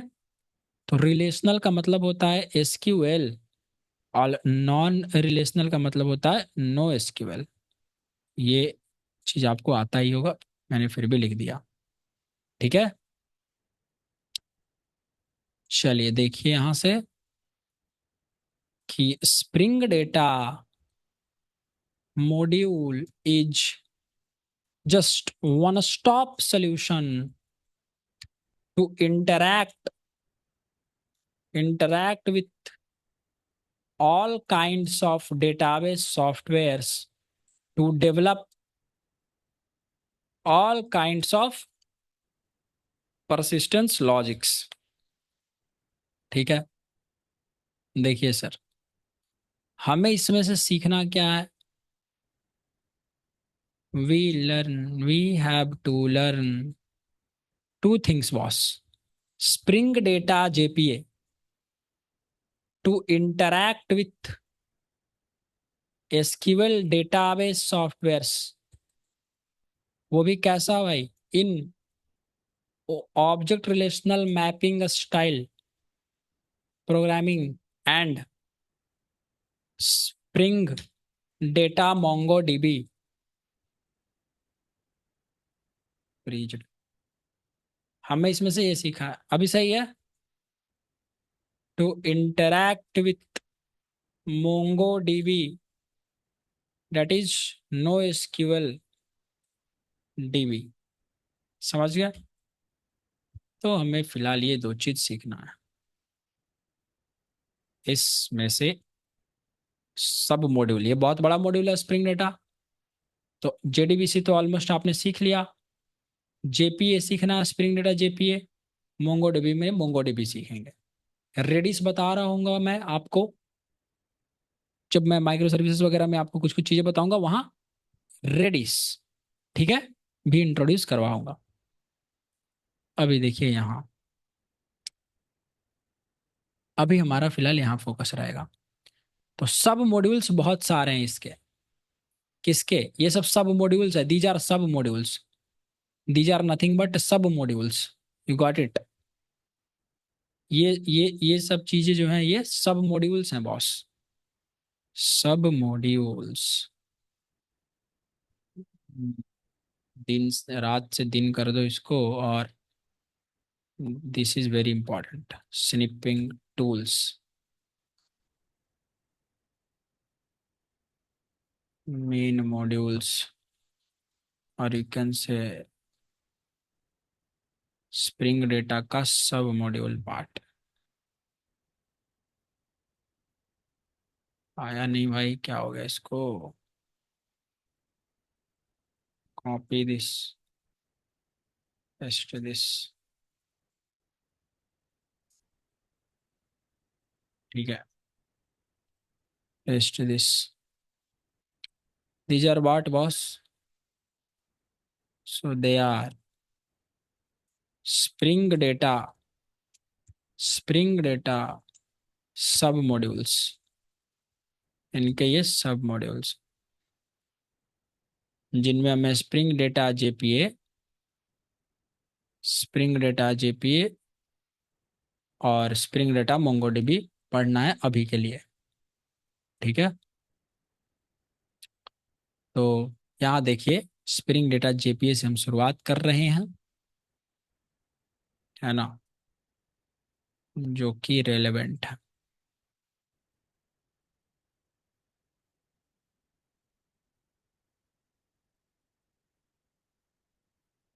लैग हो रहा है, हाँ जी, पता नहीं यार, इंटरनेट स्पीड तो नाप लेते हैं एक बारी। What's the internet speed boss? My internet is bad है, your internet is bad. Okay भाई आ जा यार, वाई ऑलवेज मी। भाई internet speed, away it's too bad. I am audible? I hope I am not audible with this. अच्छा ठीक है, that was 82, I think सही हो गया है। दो, एक दो मिनट के लिए हुआ होगा। देखो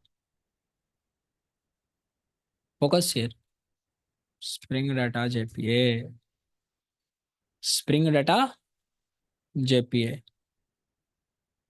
यहाँ से इस मॉड्यूल पर फोकस करेंगे। इट इज द, अब तो जेपीए इस सब में दिक्कत नहीं है ना boss? It is the sub module of spring data that internally uses Hibernate to generates the object based over mapping persistence logic। समझ गए?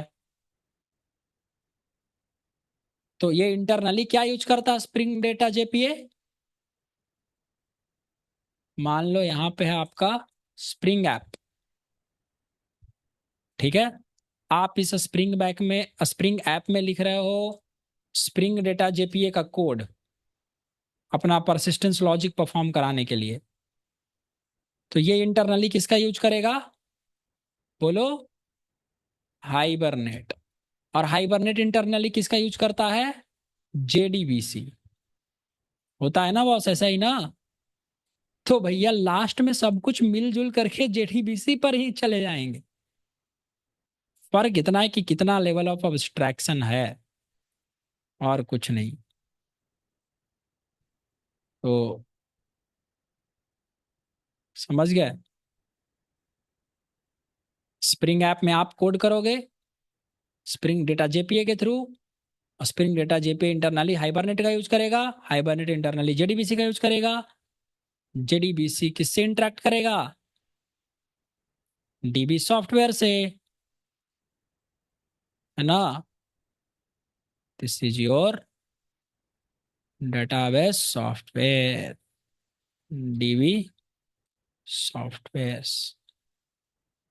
Database software. समझ गए? तो जो ये वाला कोड है जिसको आप कह रहे हो कि मैं अपने ऐप में स्प्रिंग ओआरएम यूज करना चाहता हूँ, स्प्रिंग बेस्ड ओआरएम, अगर स्प्रिंग ओआरएम का कोड भी लिख रहे हो, ठीक है, मतलब Spring based provided ORM, Data JPA कौन सा? Hibernate ORM, Hibernate framework based. Spring framework का भी अपना है स्प्रिंग ओआरएम करके, तो अगर वो उसका यूज करोगे तो वो भी इंटरनली हाइबरनेट को ही यूज करेगा, है ना? वो भी इंटरनली स्प्रिंग ओआरएम, जो कि पुराने मतलब ऐसे से कह सकते हो कि मतलब आजकल जेपीए यूज होता है लेटेस्ट तरीका स्प्रिंग डेटा जेपीए, पहले बहुत पहले यूज होता था स्प्रिंग ओआरएम, ऐसे कह सकते हो। बाकी अगर आपका एप्लीकेशन, ठीक है ना, इस डायग्राम को अच्छे से समझना है, अगर आपका एप्लीकेशन स्प्रिंग जेडीबीसी यूज कर रहा है, ओआरएम वगैरह यूज नहीं कर रहा है ना, अगर आपका एप्लीकेशन डायरेक्ट सिर्फ और सिर्फ जेडीबीसी, जो कि स्प्रिंग जेडीबीसी यूज कर रहा था, याद है ना, स्प्रिंग जेडीबीसी या स्प्रिंग डेटा जेडीबीसी, इनमें से कुछ यूज हो रहा है, तो डायरेक्ट ये किसके साथ इंटरेक्ट करेगा?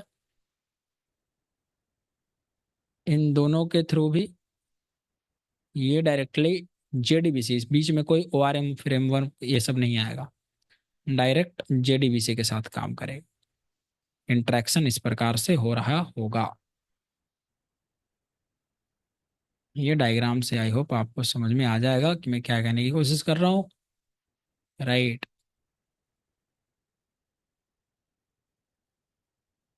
तो ये चीज है, कहने का मतलब है, ठीक है, एज ऑफ नाउ, ठीक है, industry, tech industry is preferring to work with Spring data JPA to develop ORM based persistence logic because it simplifies the work process of hibernate programming। ठीक है, so instead of using plain hibernate directly, आपको कैसा use करना चाहिए? It is recommended to use Spring data JPA. This is the latest trend, ठीक है, latest trend, ध्यान रखेंगे। और स्प्रिंग ओआरएम, सिर्फ प्लेन स्प्रिंग ओआरएम का भी यूज कर सकते हो, पर ये ओल्ड ट्रेंड है बॉस, है ना, पुराना तरीका है थोड़ा सा। To develop JDBC style of persistence logic, use Spring JDBC, इसका यूज करिए, स्प्रिंग जेडीबीसी का, instead of instead of working with plain JDBC, है ना, instead of working with plain JDBC. जैसे जेडीबीसी टेम्पलेट वगैरह पढ़ाया था ना, तो स्प्रिंग जेडीबीसी का ही तो पार्ट था। तो ये चीज है बस, ठीक है। बात ये है कि सर स्प्रिंग ओआरएम आपने लिख दिया और स्प्रिंग डेटा जेपीए लिख दिया, और आप कह ये रहे हो कि स्प्रिंग डेटा जेपीए भी हाइबरनेट का यूज करेगा और स्प्रिंग ओआरएम भी हाइबरनेट का यूज करेगा। तो सर दोनों जब सेम लग रहा है, सेम टेक पे यूज कर रहे हैं, तो फिर अंतर क्या हो गया, है ना? तो भैया वही अंतर स्पष्ट रूप से मैं आपको यहाँ बता देता हूँ कि विथ स्प्रिंग ओआरएम देखिए क्या होगा। स्प्रिंग ओआरएम में क्या होता है जरा समझिए। If your project is having 100, मान लेते हैं, database tables, then you need to take 100 DAO class, the DAO interface, just like interface, declaring the methods of, okay, declaring the methods of DAO and 100 DAO IMPL class implementation classes of these interfaces, है ना boss, having having methods implementation of the DAO interfaces explicitly means programmer need to write the all methods implementation of all 100 DAO interfaces, है ना boss, थोड़ा सा बहुत सारा है ना, फॉर फॉर परसिस्टेंस लॉजिक। लेकिन स्प्रिंग डेटा जेपीए क्या कहता है कि मैं आपको पहले से ही ये सब चीज दे दूंगा, basic basic with Spring Data JP, और कुछ कॉम्प्लेक्स चीजों में भी कुछ हद तक ये ऑटोमेट कर देगा। तो स्प्रिंग डेटा जेपी आपसे कहता है कि सुनो, अरे आपको सारा सारा कुछ खुद लिखने की जरूरत नहीं है प्रोसिजन लॉजिक का code. If your project is having 100 tables, 100 database tables, then क्या करिए, you need to take only 100 repositories. समझ गया है? रिपोजिटरीज इंटरफेस बना लो, है ना, रिपोजिटरीज, रिपोजिटरी इंटरफेस। कैसा इंटरफेस बॉस? Repository interface. बहुत मजा आएगा स्प्रिंग डेटा जेपी में, बहुत आसान हो जाता है काम।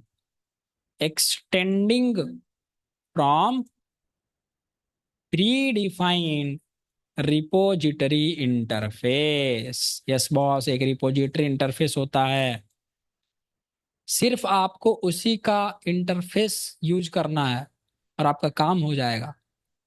समझ गया है? हमने कहा कैसे सर, एक झलक देते हैं आपको। यहाँ देखिए, सर्च करिए Spring Data repositories, Spring Data repositories,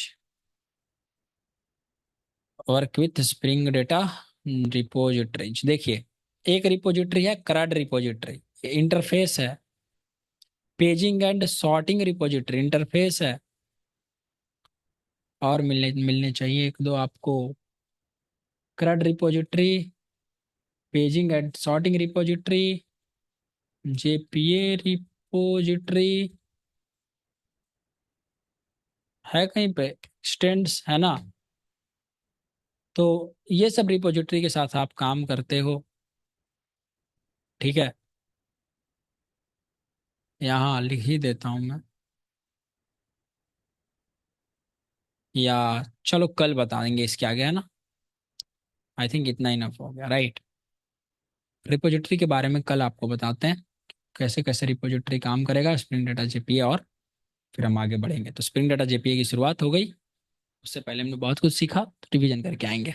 ठीक है जी, बोलिए, कोई दिक्कत? Spring data JPA,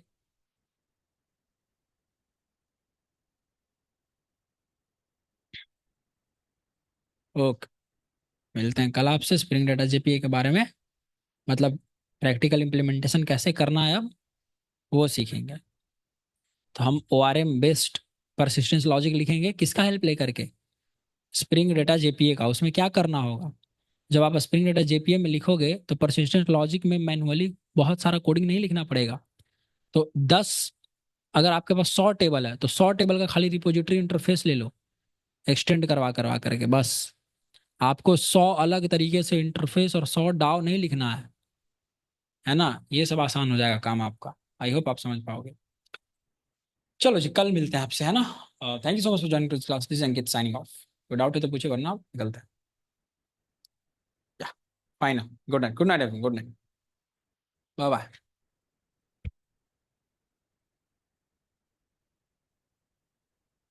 okay ji, bye bye then, I think. Good night, good night everyone, मिलेंगे कल।